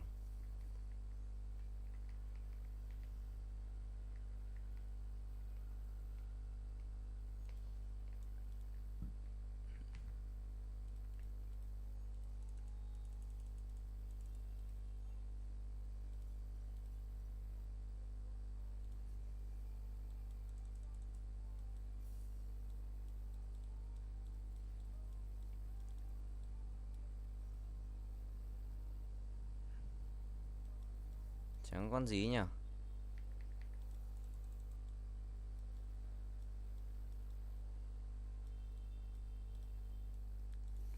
Thắng được đấy.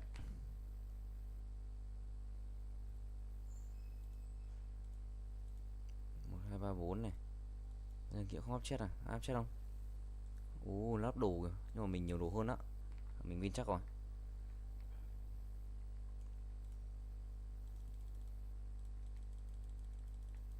Em cảm ơn anh trả lời em bao lâu. Hỏi chấm bri.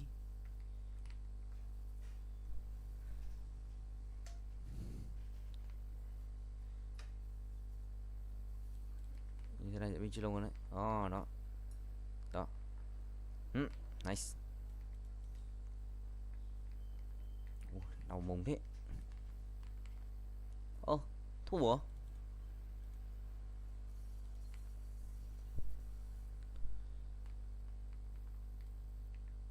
Có một người là đôi mình đi qua. Bém.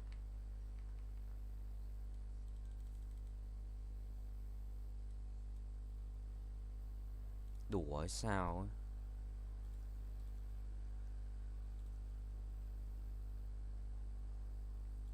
Chắc như đùa ấy. Cơn mưa chúng ta sau này chẳng có chúng ta bây giờ.